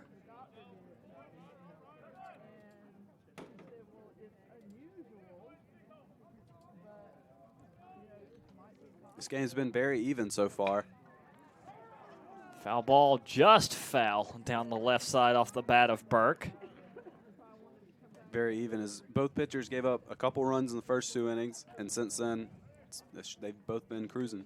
And it was pretty similar this way back in game 1. So either I expect something to happen here in the 5th or the 6th. It was a pretty late game when North Greenville finally got on the board for the last time as it popped up into deep left field, right to the left fielder. Octavio makes the grab. And Ryder gets the Panthers to go down in order, 1, 2, 3. No runs, no hits, no errors, and nobody left on base. So we will head back to the top of the order for North Greenville. Jeremy Whitehead will lead things off. He'll be followed by Octavio and Newstifter. Still deadlocked at 2. Needs something to break it up here on the Conference Carolinas Digital Network.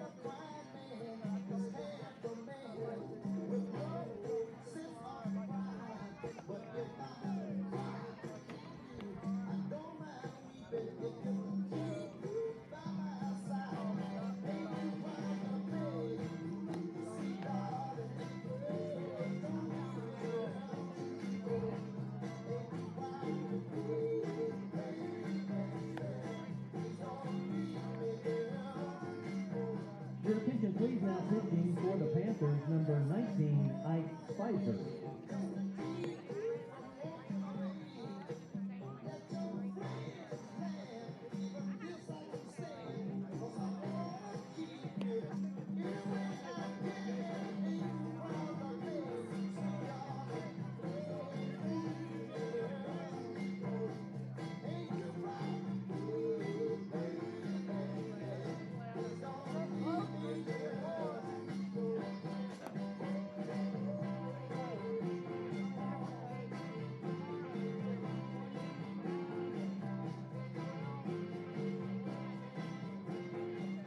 And we have a pitching change here in game number 2 as Ike Spicer, a junior righty out of Urbanus, Illinois, will come on the mound for Kentucky Wesleyan to try and keep things evened up.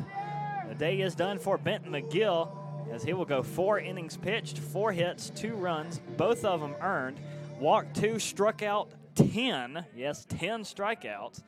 Only gave up a home run to Bivens and will finish with 77 pitches.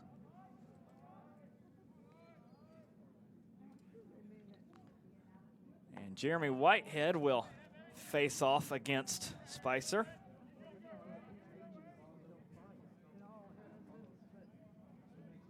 And Whitehead is 1 for 2 today. Singled back in the first, struck out in the second. 2-0 count already. That one way outside.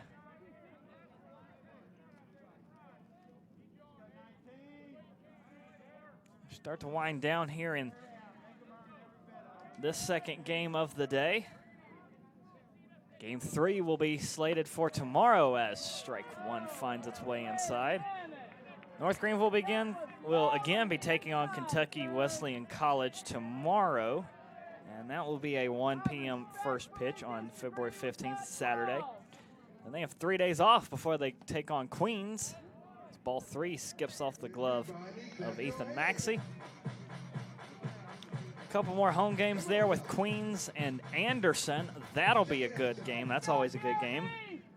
And that North Greenville Anderson even played at Fluor Field in downtown Greenville one year. As it is a walk for Whitehead.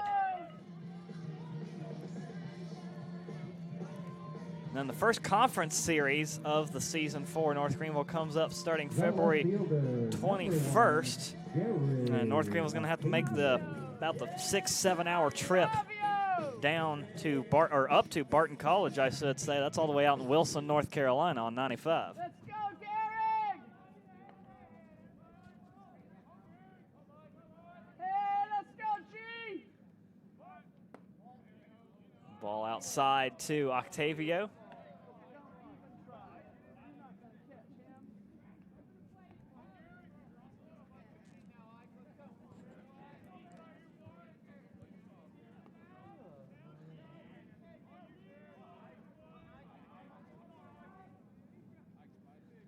Runner on first, it is Whitehead. Strike called against Octavio.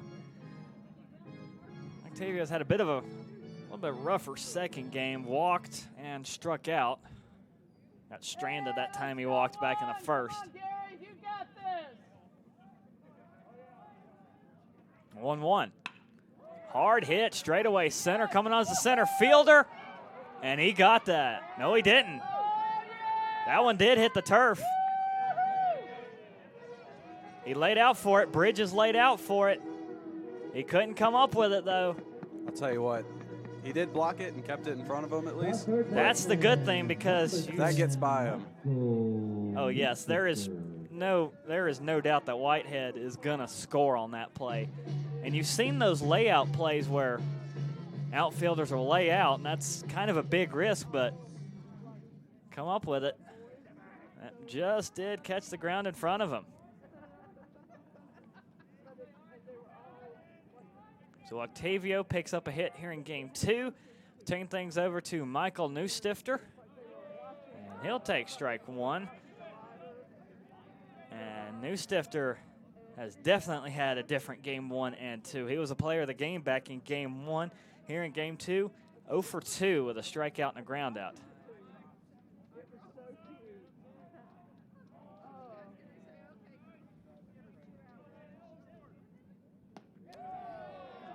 way off speed and way out in front of it. 0-2 here with nobody out. Almost a repeat of last inning. North Greenville left 2 stranded on back in the 4th, and they had 2 on with nobody out. Hey, let's go, News.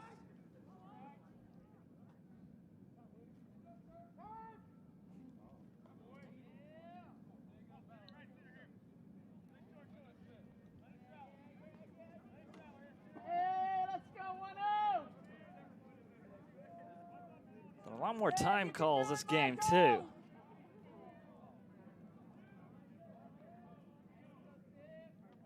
And Spicer spinning off the mound. Of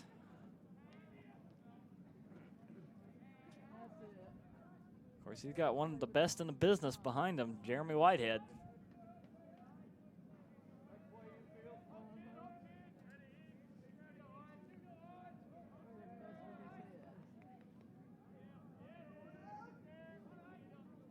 And the 0-2, strike 3. All right, Michael.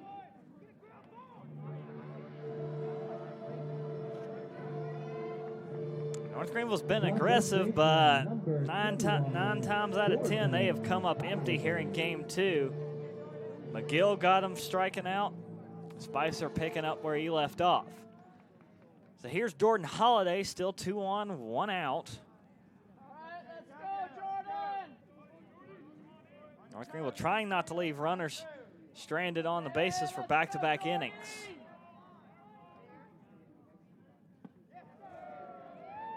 And Spicer has got a, not sure if that's a curveball or a slider, but it is slow, and North Greenville is not ready for it. Hey, let's go, 2-1.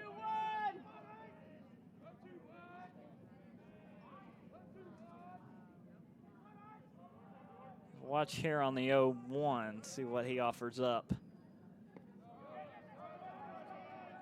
That was a slider, looked like a slider as Maxie had to cover that one up. Almost want to call it a changeup because it's so slow.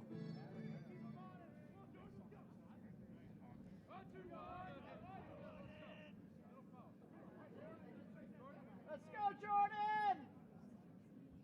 Base hit, son. You got this.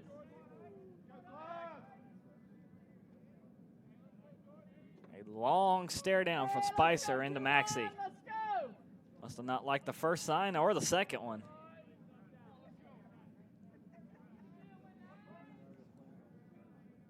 Hey, heads up. Kentucky Wesleyan out of the Great Midwest Conference.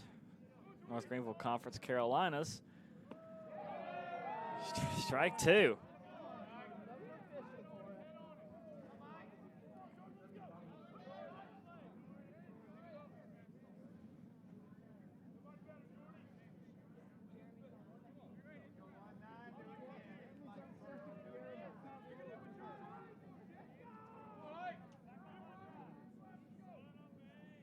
Any one of them even a decent hit, and they are off to the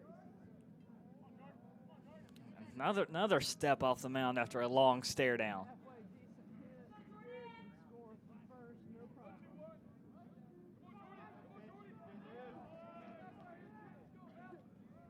Hey, let's go, Jordan. See if he offers this time, he will. Popped up foul, straight back. Hey, you got this, Jordan. You got it. Holiday battling hard, 1-2 count with 1 away. Trying to find a way to deal with what Spicer's throwing.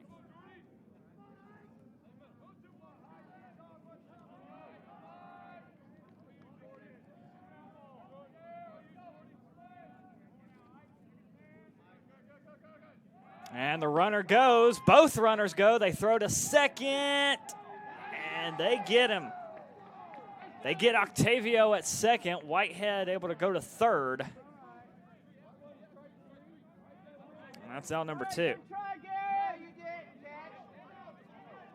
Didn't even sway.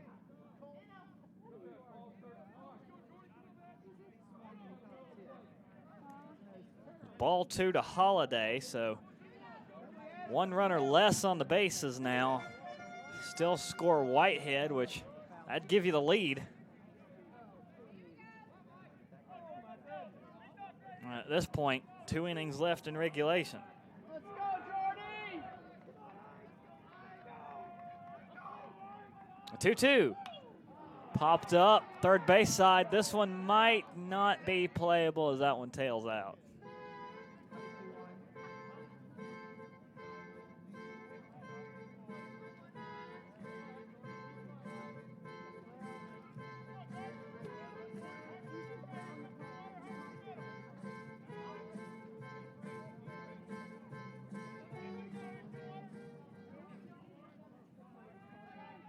Starting to get down to crunch time here. 2-2 count to Holiday. Runner on third, it's Whitehead. 2 away, Spicer trying to end it right here. Strike 3, got it. Whatever he is throwing is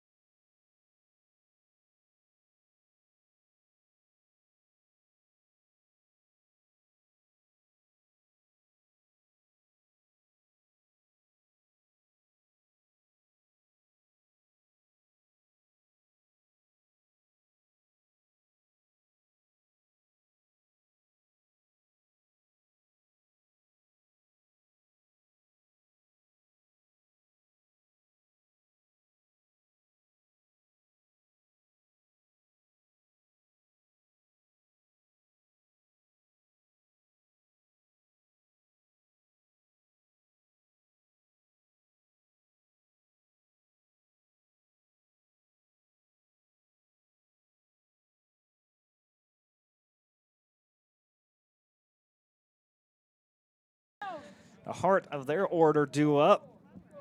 Still tied at 2, top of the 6th. North Greenville's left runner stranded the last couple of innings. As ball 1 misses low and away. Neither team has made much noise, or they haven't scored since the 2nd inning. North Greenville's made a little bit of noise the last couple of innings, but Kentucky Wesleyan 3 up, 3 down in the 5th.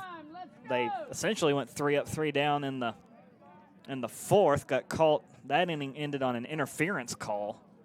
And back in the 3rd, they only got to send 4 batters through. They haven't had a base runner on. Well, they had one on in the 4th, but that was part of that caught stealing interference call.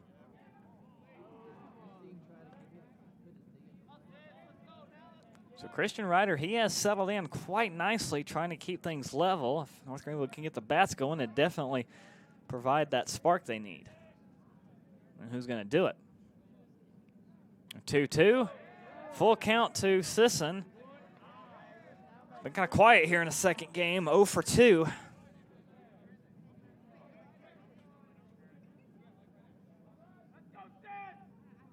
And a full count, payoff lifted high, foul down the first base side. That one way gone.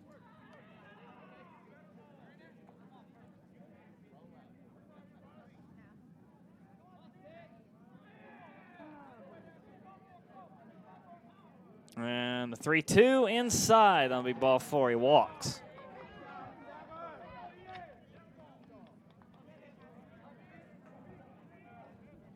The left fielder, number 12, Ian Ellis. And Ian Ellis, next man up from the 5th spot. And he has gone 1 for 2 here in this second game. He singled his last time up all the way back in the 3rd.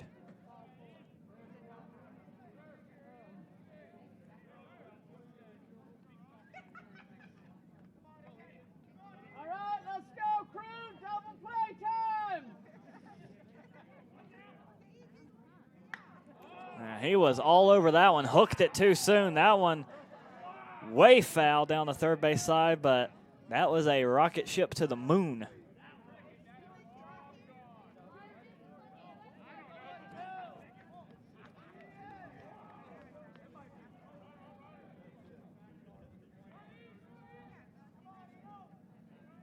Hey, let's go, Crusaders. Turn 2. 0-1, and he'll pop it down the first base side. Ellis quickly behind 0-2.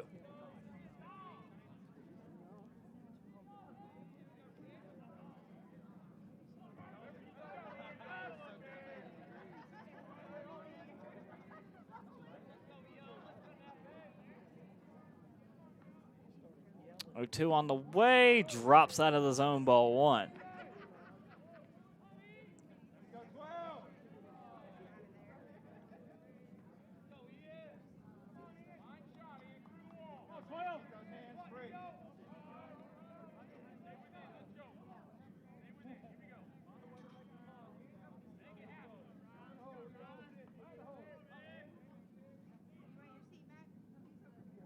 Still waiting on the 1-2. Here it comes. Fouled off. Had him jammed up inside.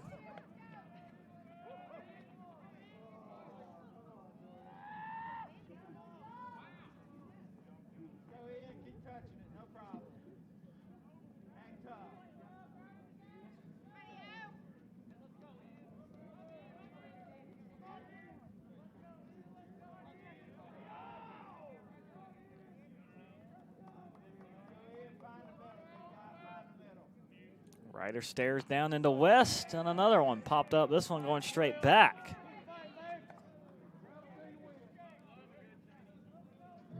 Another good battle here, Ellis versus Ryder.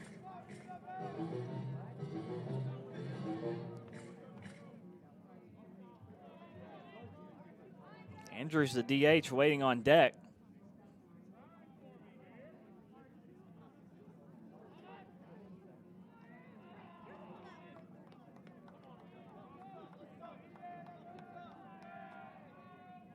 And now the 1-2, and fouled off again down the third base side.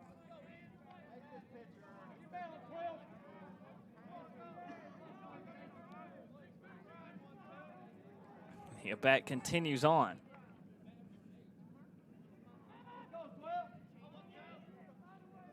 And Ellis not in a particularly big hurry.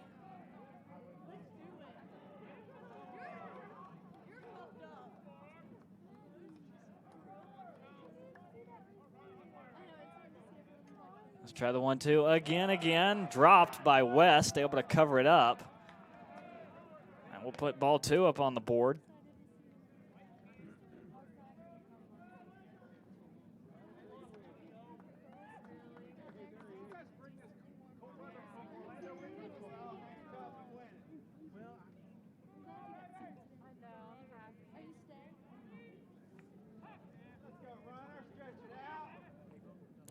And the 2-2. 3-2, full count.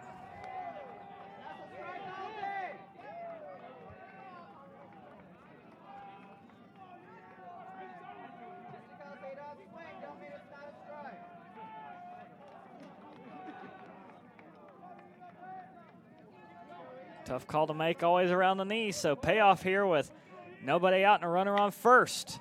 And the chopper fouled down the third base side.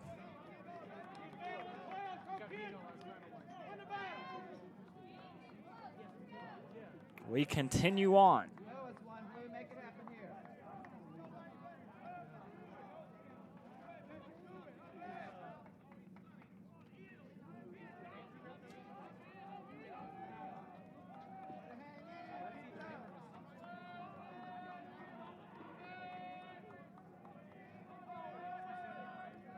See who finally wins the battle here. It will be Ryder, strike 3.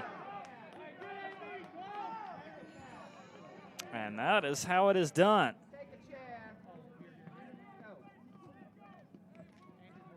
The designated hitter. Ryder wins 34, that duel. Chase Andrews. And it will turn it over to Chase Andrews.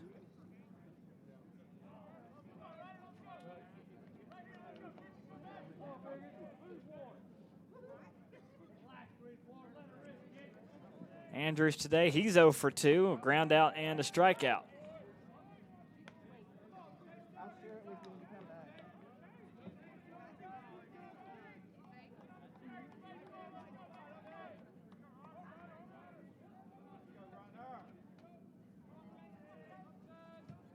A 1 count here to Andrews.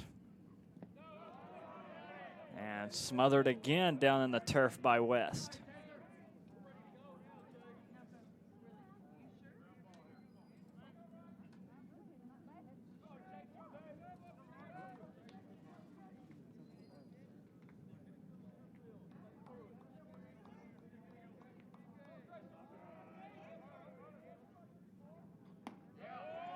One count. Makes it 1-2.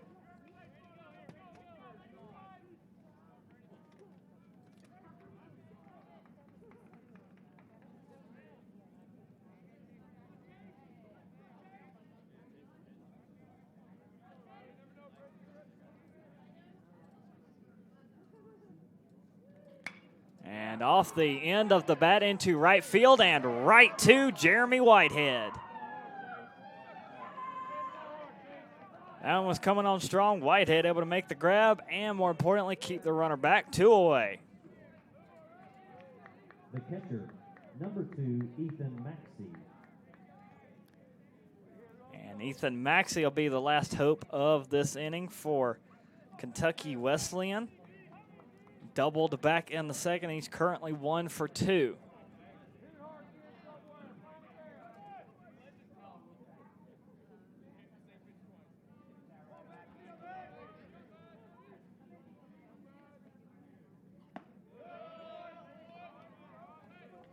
Ball 1 going to go missing.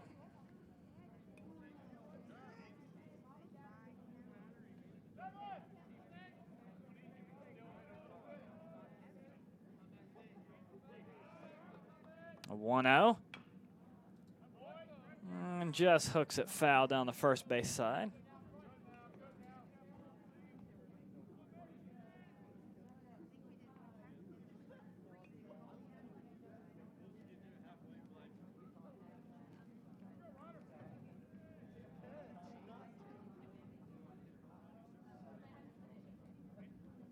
Ryder going to take some time getting back to the mound.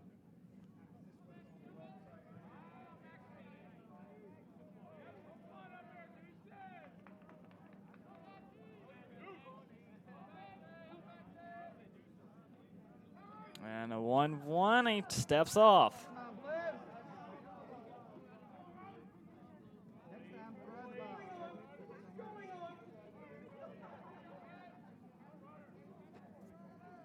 Was dangerously close to another balk call.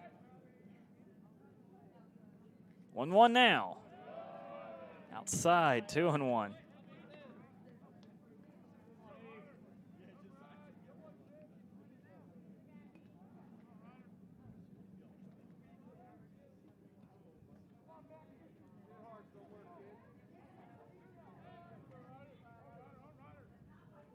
Two one. Strike 2. 2 balls, 2 strikes, and now 2 outs.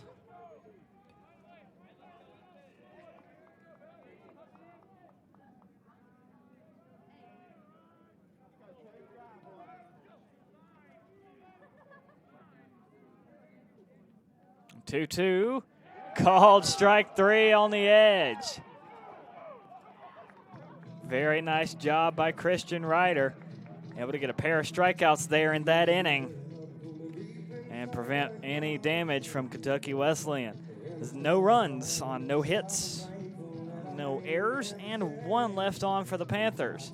So heading to the bottom of the 6th, North Greenville Coming down to crunch time, it will be the 5, 6, and 7 spot. Here's Angeli, West, and Price.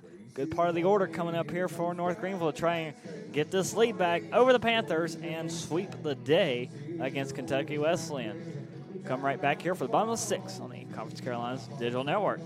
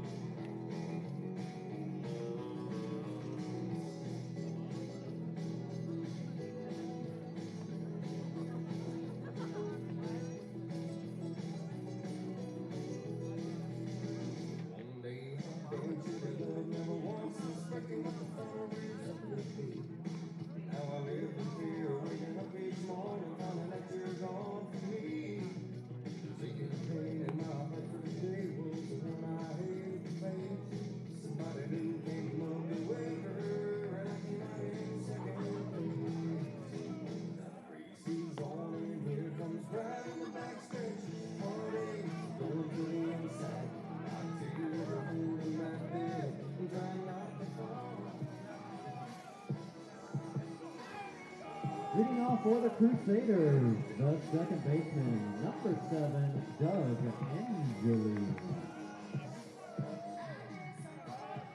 Doug Angeli set to lead off the bottom of the 6th, still tied at 2. We've been that way since the 2nd inning. And ball 1 missing from Ike Spicer, who came on in relief here in game 2. If this game does not end in the 7 innings as is designated, and we do go to extras, as Angeli way out in front for strike 1. The fresher bullpen, if you just look at it on paper, definitely goes to North Greenville, because back in game 1, Kentucky Wesleyan sent 5 pitchers to the mound in the 8-4 loss. North Greenville only ended up using 2. Angeli behind 1 and 2.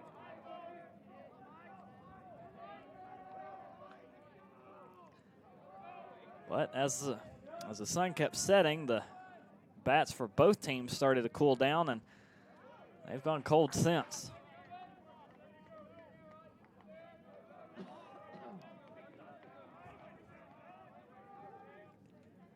Two-two count to Angeli.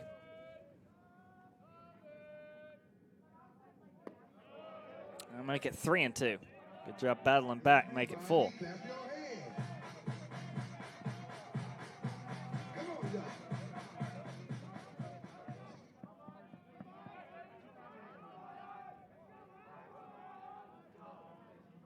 And the payoff, just did catch a piece of it. He was out in front of that one too.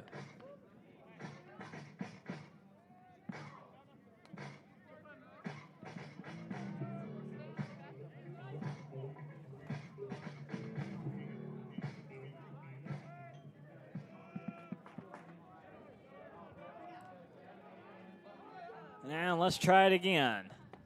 High and inside, ball 4. That'll walk Angeli.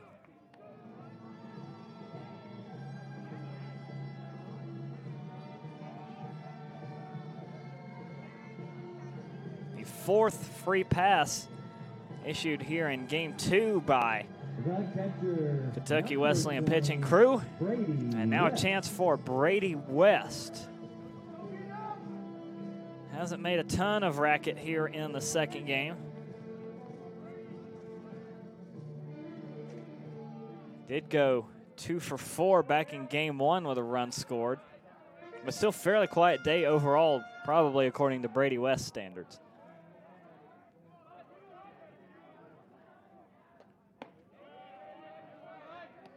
And ball 1 finds its way to West.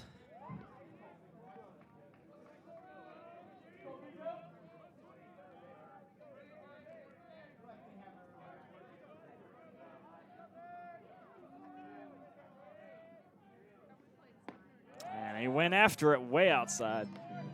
Strike 1.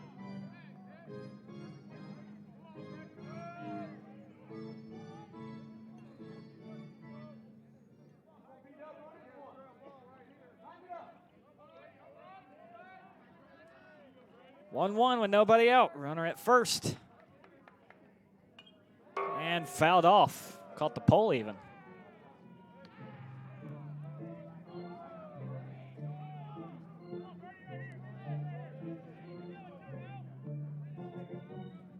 And on deck in the DH spot, you see Elvin Rosa take place of Dawson Price. Rosa coming in to pitch hit for Price.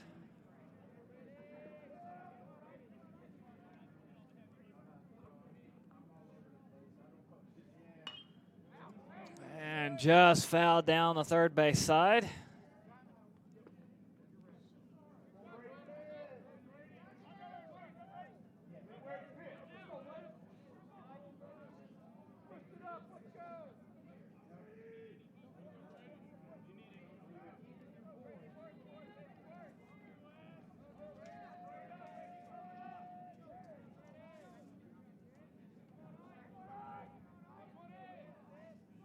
And the 1-2.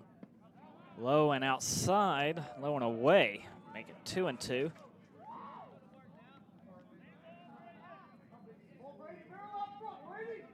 Rosa has had one at bat already on this season. Didn't appear in the first game today.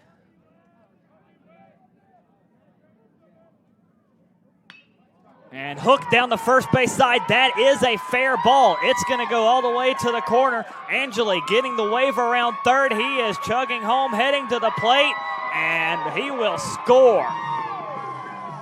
A huge, big hit for Brady West. Haven't heard him a lot all day. Haven't called his name too terribly much, but he comes through here. A 2-2 count. The go-ahead run is scored. Clutch piece of hitting right there.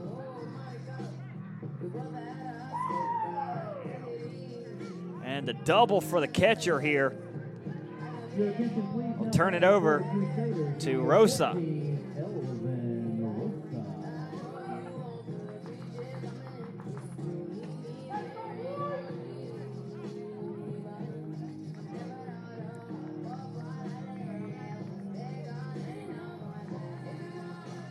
Second at bat of the season coming up for Rosa. No hits recorded so far.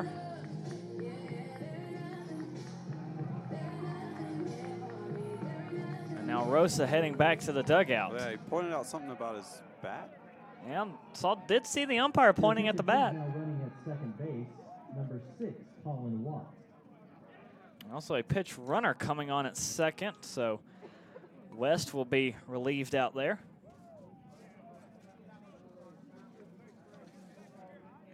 Comes Elvin with a new bat. Colin Watt, a sophomore at Abbeville, South Carolina, transfer from East Carolina. And okay, the umpire likes that one, so we're good to go.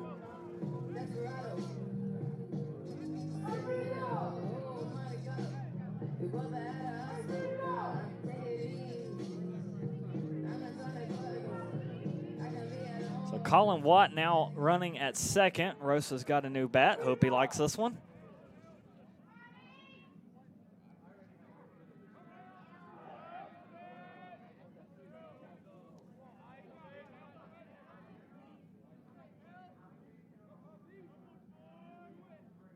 And first offering to Rosa, almost got by the catcher, Maxey. 1-0.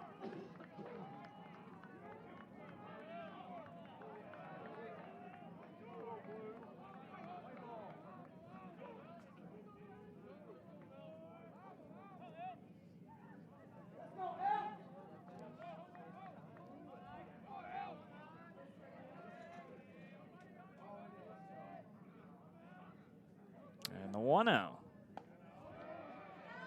Missed it inside to the right-hander, 2-0.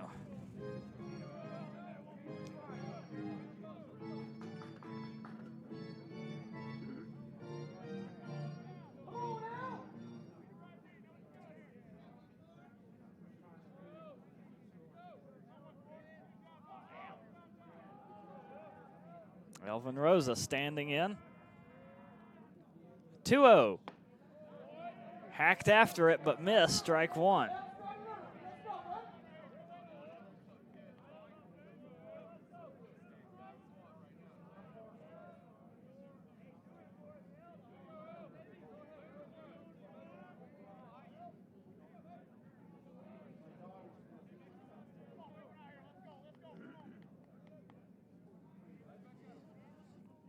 Marissa Diggs back in.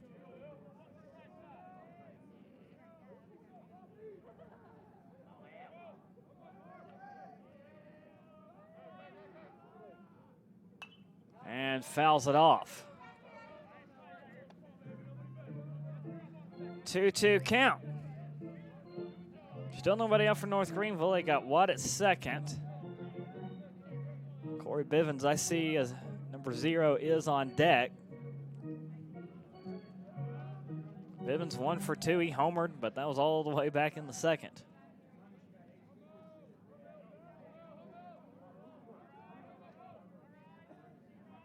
The 2-2. Way outside. 3-2. Full count to Rosa now.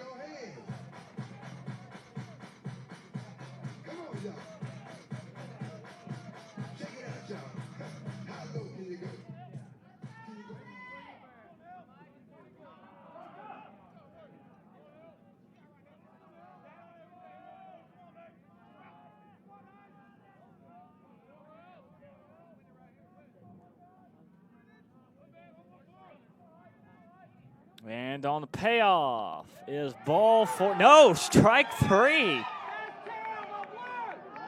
Rosa was halfway down the first base line. I thought it was ball 4. That is strike 3. The shortstop, number 0, Corey Bivens.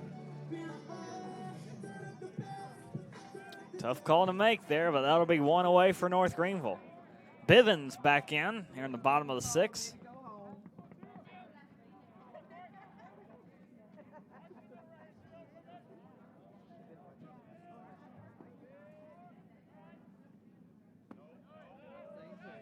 And ball 1 to Bivens.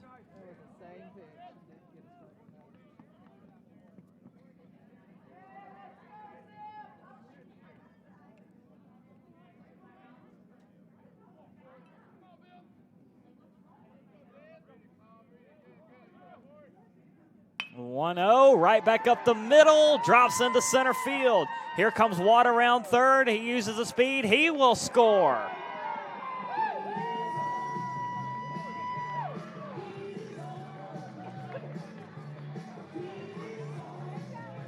And it's 4-2. The center fielder, number 19, Josh Center. Bivens making a big case here in the second game. Josh Center, next man up, has had a rough day. 0 for 2 with a pair of strikeouts, and a pitching change may be coming up for Kentucky Wesleyan. Looks like it. See a right-hander come out of the bullpen. They have made the call to the bullpen, so the day will be done for Ike Spicer. And Kentucky Wesleyan forced back to their bullpen. This will be the 8th pitcher they've used today. Spicer will finish with an inning and a third pitched. Gave up 3 hits, 2 runs, both of those earned. Walked 2, struck out 3. The new pitcher coming in will be the freshman Seth Wright. And let's see, Seth Wright, number 30 there. And freshman out of Vanceburg, Kentucky. Try and prevent any more scoring for North Greenville to keep a deficit at 2. Because as it stands right now, Kentucky Wesleyan is down to their last 3 outs when we get to the top of the 7th. Your attention please, now pitching for the Panthers, number 30, Seth Wright. If we can find some numbers here on Wright as well. Probably not, because he's a freshman, which means he wouldn't have pitched last year for college. There you go. I figured it out eventually. That's how it works. Yeah. Long day. It's only been, when did we start? 2? 2 o'clock. 5.5 hours.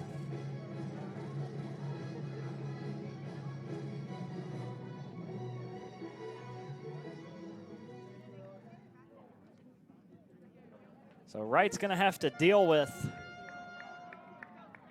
He's at least going to have to deal with Josh Center, who struck out twice today. Jeremy Whitehead is waiting on deck.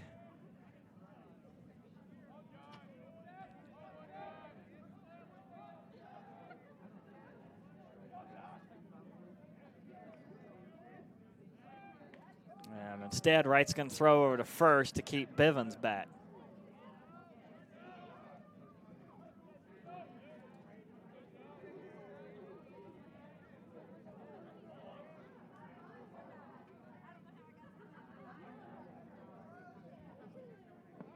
Throw to the plate here, ball one down the center.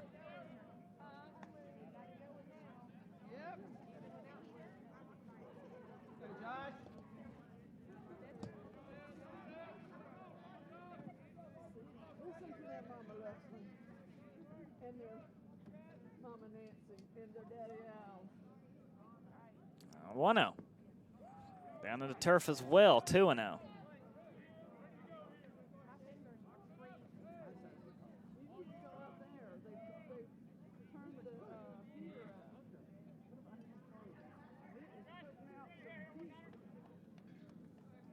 Let's go, Josh! Swung on and well hit, but foul down the right side. Straighten it out, buddy.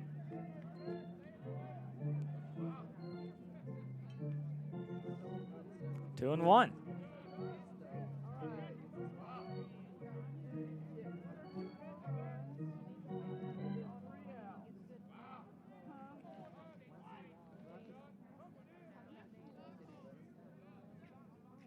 Only one away, and boy, Maxie had to reach out to pull that one back in. 3-1.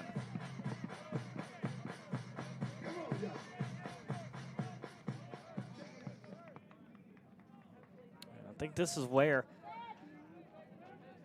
that bullpen for Kentucky Wesleyan is starting to show a little bit of wear and tear on it.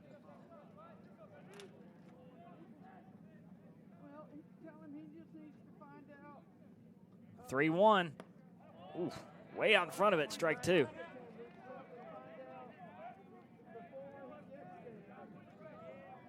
North Greenville sent 5 batters to the plate. 2 have scored. Right, but he needs to help him find out how to get there, what gate he needs his next flag is going to be at. And 3 balls, 2 strikes with 1 away. Wright trying to deal with center, and that will be ball 4. He walks. This time it is ball 4.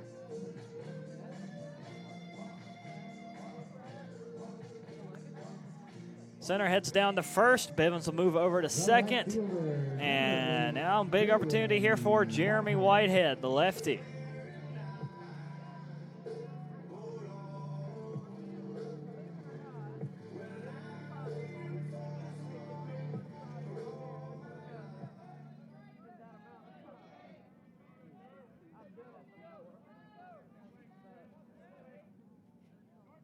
A big moment here for Seth Wright if he can get Whitehead out, and Whitehead golfed at it, missed it. Skips off the catcher for strike 1.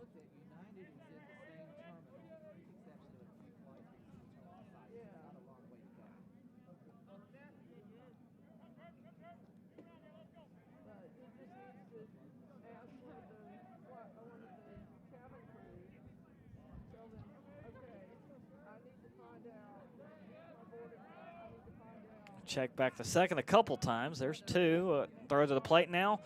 Whitehead looked for the bunt, didn't pull it back in time. Strike 2.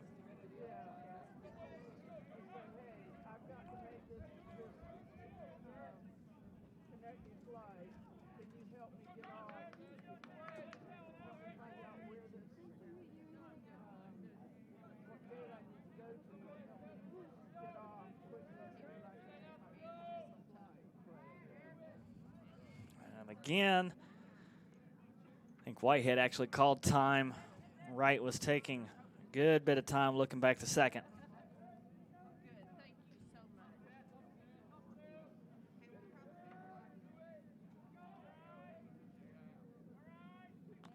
Offering to the plate, Whitehead lops it up into left center. There was a big gap there, and it's going to drop for a base hit.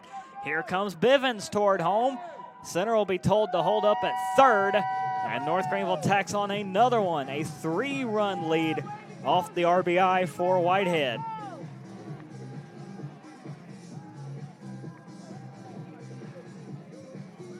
Both these games we're seeing the Crusaders put it on them late in the game. It has been the late game. That's definitely a strong point you want to see from a team that can obviously close and get the job done.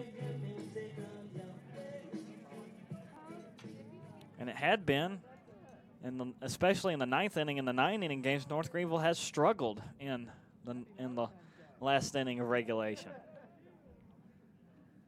Now here's Gary Octavio, as he'll take strike 1.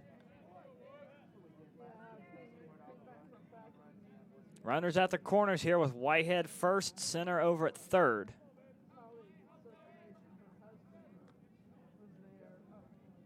Let's go, Gary! And throw over to first. Whitehead back in plenty of time.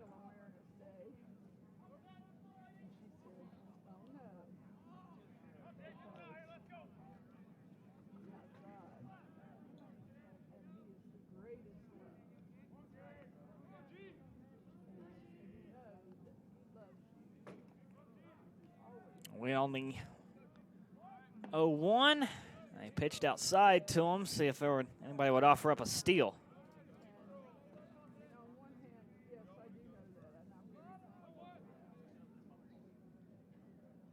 I think with 1 out, you'd be offering up an opportunity to steal, but you never know, especially with Jeremy Whitehead on the base path.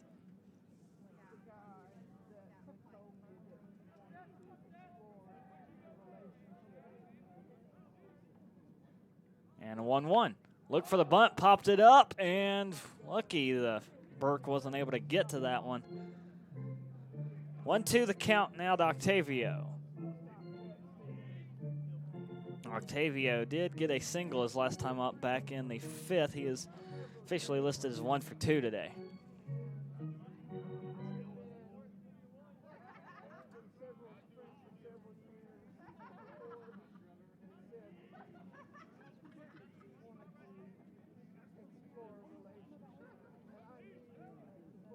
One, two, Whitehead goes, and no, not even a throw to second.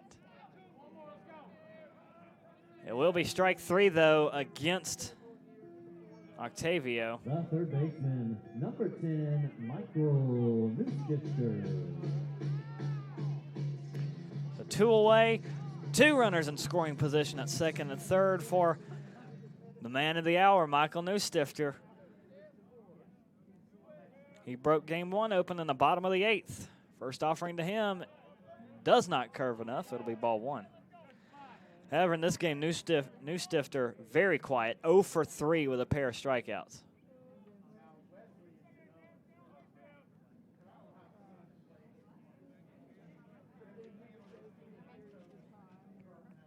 And this is 4th at bat.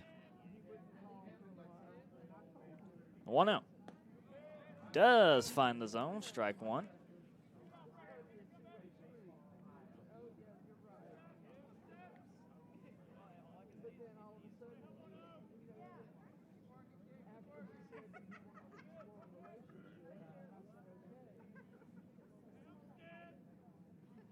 Signal gets called in. And now waiting on Seth Wright. Fires in. It'll be ball 2.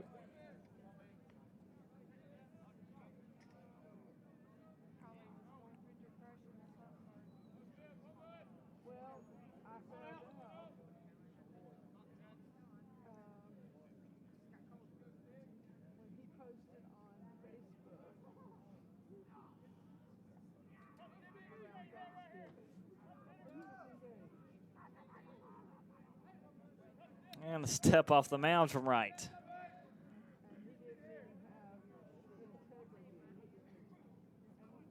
So Greenville team showing a lot of resiliency, proving why they are deserving of that top 10 ranking. They came in 7 or 8th in the D2 polls. They were up there and hopefully can move up a little bit more as it's well hit left field and will get down for a base hit.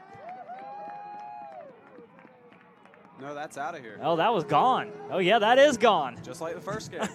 That barely cleared the fence, but it is gone. And we're going to talk about a sense of deja vu. Who else but Michael Newstifter? 3-run homer. That's scary. That is something else. The first baseman, number 21, Jordan Holiday. Wasn't sure if that one had enough, and didn't know if the wind was going to shear that one off, but sure enough, Newstifter clears the fence. 8-2, North Greenville leads. 6 runs coming here in the 6th inning alone. And now Holiday, the 9th batter through, and falls behind 0-1.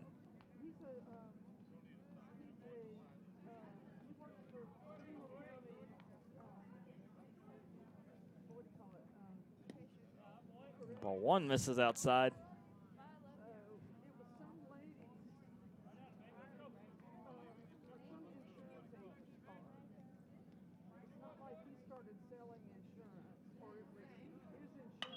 And this one well hit toward left field. That one's up, back to the fence, and it's out of here.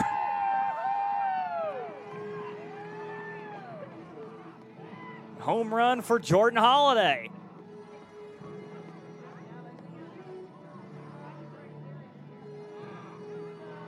North Greenville with back-to-back homers, 9-2. Jordan Holiday been searching for something all day. Gets the helmet. Second baseman, number 7. Wonder if they gave that helmet to Newstifter and then Holiday had to come in and take it away.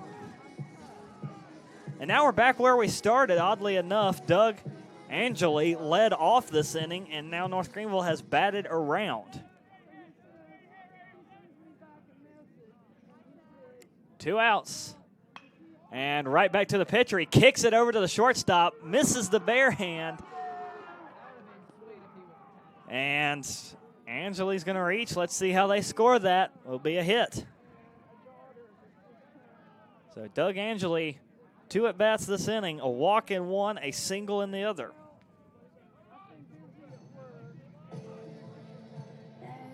That would have been a rather nice play if a shortstop Wilcoxon had been able to barehand that off the kick. My question is, though, would that have gone down as a 1-6-3? I think it would have. I say yes. I say yes. The pitcher was involved on that play. So here is Colin Watt with an at-bat. Came in as a pitch runner and now is in the batter's box.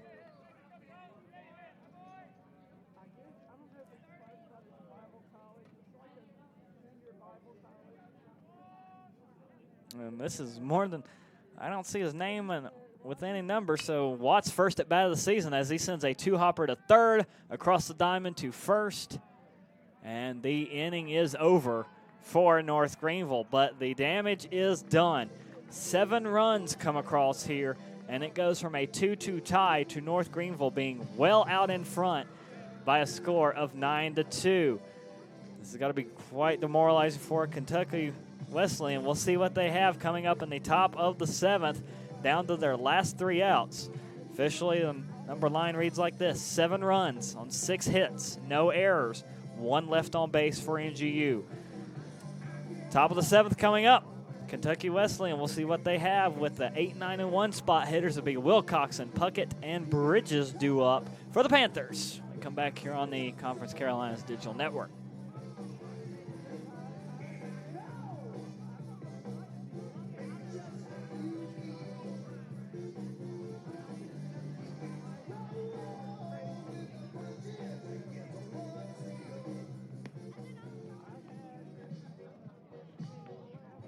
Your attention, please. Now pitching for the Crusaders, number 30, Brent Erlong.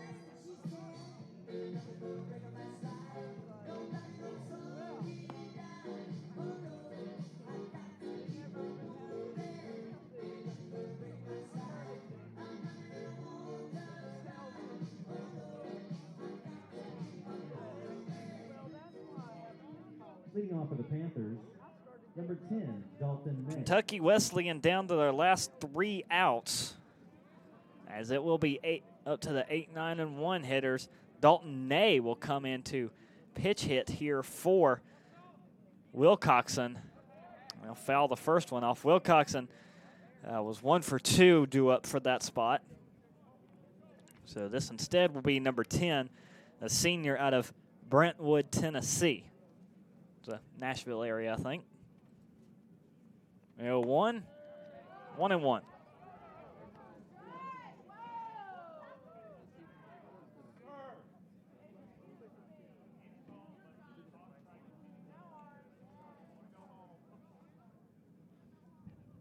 A 1-1.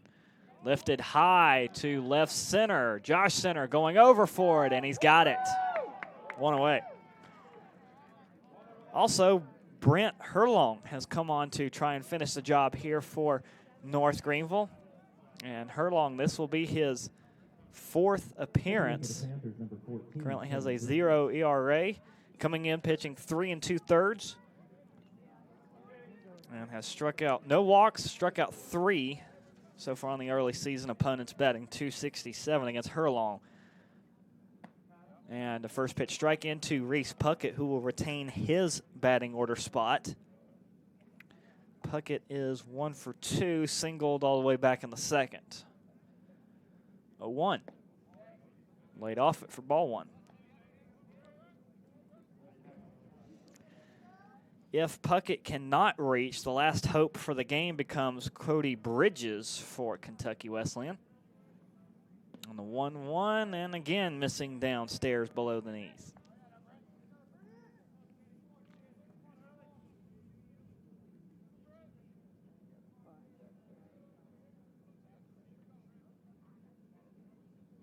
Two 1. Swing and a miss, strike 2.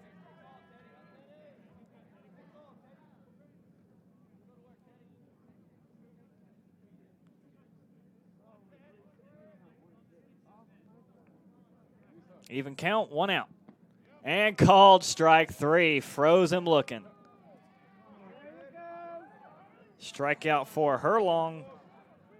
We'll turn it over to the top of the order, and Cody Bridges becomes the last hope for the Panthers.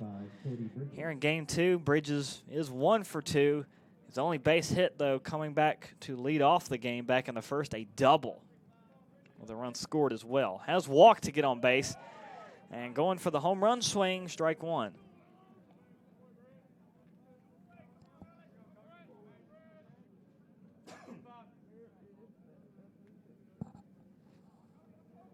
North Greenville trying to tack on a 5-game winning streak, or a 6-game winning streak. They beat Kentucky Wesleyan back in game 1. That was 8-4. And this is a streak that goes all the way back to February the 4th with a 6-4 win over Lander. 2-1 the count here to Bridges.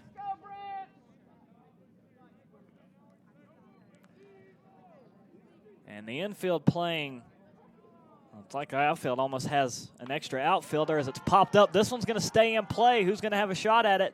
Third base coming over. He's got it. Michael Newstifter. 2 home runs today for him, 2 3-run home runs. And he will close it out here as North Greenville will get the doubleheader sweep over Kentucky Wesleyan. No runs, no hits, no errors, nobody left on for the Panthers, who going into the bottom of the 6th, we're still tied with North Greenville at 2. And the Crusaders break it open. 7 runs come across, including back-to-back home runs. And it's 9-2, your final here from game number 2. North Greenville's clinched the series. They will go for the series sweep tomorrow afternoon at 1 p.m. So we'll go ahead and hit some of those final numbers for you. Of course, we have a player of the game coming up for the victorious Crusaders. Jeremy Whitehead, once again, strong outing, goes 2 for 3 with an RBI and 2 runs. Octavio goes 1 for 3. Newstifter 1 for 4, but 3 RBIs, part of that home run. Jordan Holiday had a fantastic game, 2 for 4 with 2 RBIs. And Jelly goes 2 for 3 with a run. Brady West, clutch hitting, goes 1 for 2. And Corey Bivens, very strong performance for the shortstop. 2 for 3, a pair of RBIs and a pair of runs scored for him. Christian Ryder will get credited with the win, as his stat line goes 6 innings pitched, 6 hits, 2 runs allowed, both of those earned, walked 2, struck out 8, had a wild pitch, a balk, and gave up 2 doubles, but will finish with a 2.08 ERA and went 97 pitches, and that allowed Brent Herlong to come on and close it out. One more thing to do as we go over to the Panthers sheet, as Bridges goes 1 for 3, Burke 1 for 3, Ellis 1 for 3, Maxey 1 for 3, Wilcoxon 1 for 2, and Puckett 1 for 2. North Greenville doing a much better job of keeping that top third of the order quieted down. The loss will go to Ike Spicer with his inning and a third pitched. Gave up 3 runs, all 3 of those earned. Strong start for Benton McGill, though. That's going to be a solid pitching platform to build off of for the Panthers, though. But still one more order of business to go as we name our player of the game. Will. All right. So we discussed it earlier. Yes, we did. Yes, we did. I think I switched it up. You switched it? I'm going to have to say it goes to Corey Bivens. Oh, okay. Okay. He went 2 for 3. Was responsible for 4 of the runs today. 2 RBIs and 2 runs scored. Had that home run. Now, I just wanted to say you wanted to give it to Christian Ryder going into the top of the 7th. Yeah, 8 strikeouts. Had those 2 first innings or 2 innings where he gave up 1 run, but had 4 strong innings after that, shutting the Panthers out. Yeah, very, very good performance by Ryder. So if they can get those start jitters out, that'll be a very good job going forward to help build a very good starting rotation for Coach Koutlangas and his pitching crew. So I'll go with it. Player of the game there, Corey Bivens, a shortstop for North Greenville. Coming up next on the schedule, mentioned tomorrow, they will go for the series sweep against the Kentucky Wesleyan College Panthers. First pitch at 1 p.m. 2 more home games here in Tigerville before conference play starts. Queens University of Charlotte on February 18th at 3:30. And then one game that you're probably going to want to circle if you can make it out here to Ashmore Park. Anderson will be playing at 3 p.m. the following day on Wednesday the 19th. Then conference play starts. North Greenville going to Wilson to play Barton the weekend of the 21st, 22nd, and 23rd. So this was a very solid start to the series for North Greenville. They have a 6-game winning streak going for the sweep tomorrow. 8-4 win in Game 1, 9-2 win in Game 2. And we thank you for all of you folks, ladies and gentlemen, for joining us here on the Conference Carolinas Digital Network. Hope you enjoy your weekend. And I've held it in long enough. Happy Daytona 500 weekend. Just going to say that. So looking very forward to Sunday. And that's how we'll close it out. For Will and myself, Gray Sutherland, this has been North Greenville University Baseball here on the Conference Carolinas Digital Network.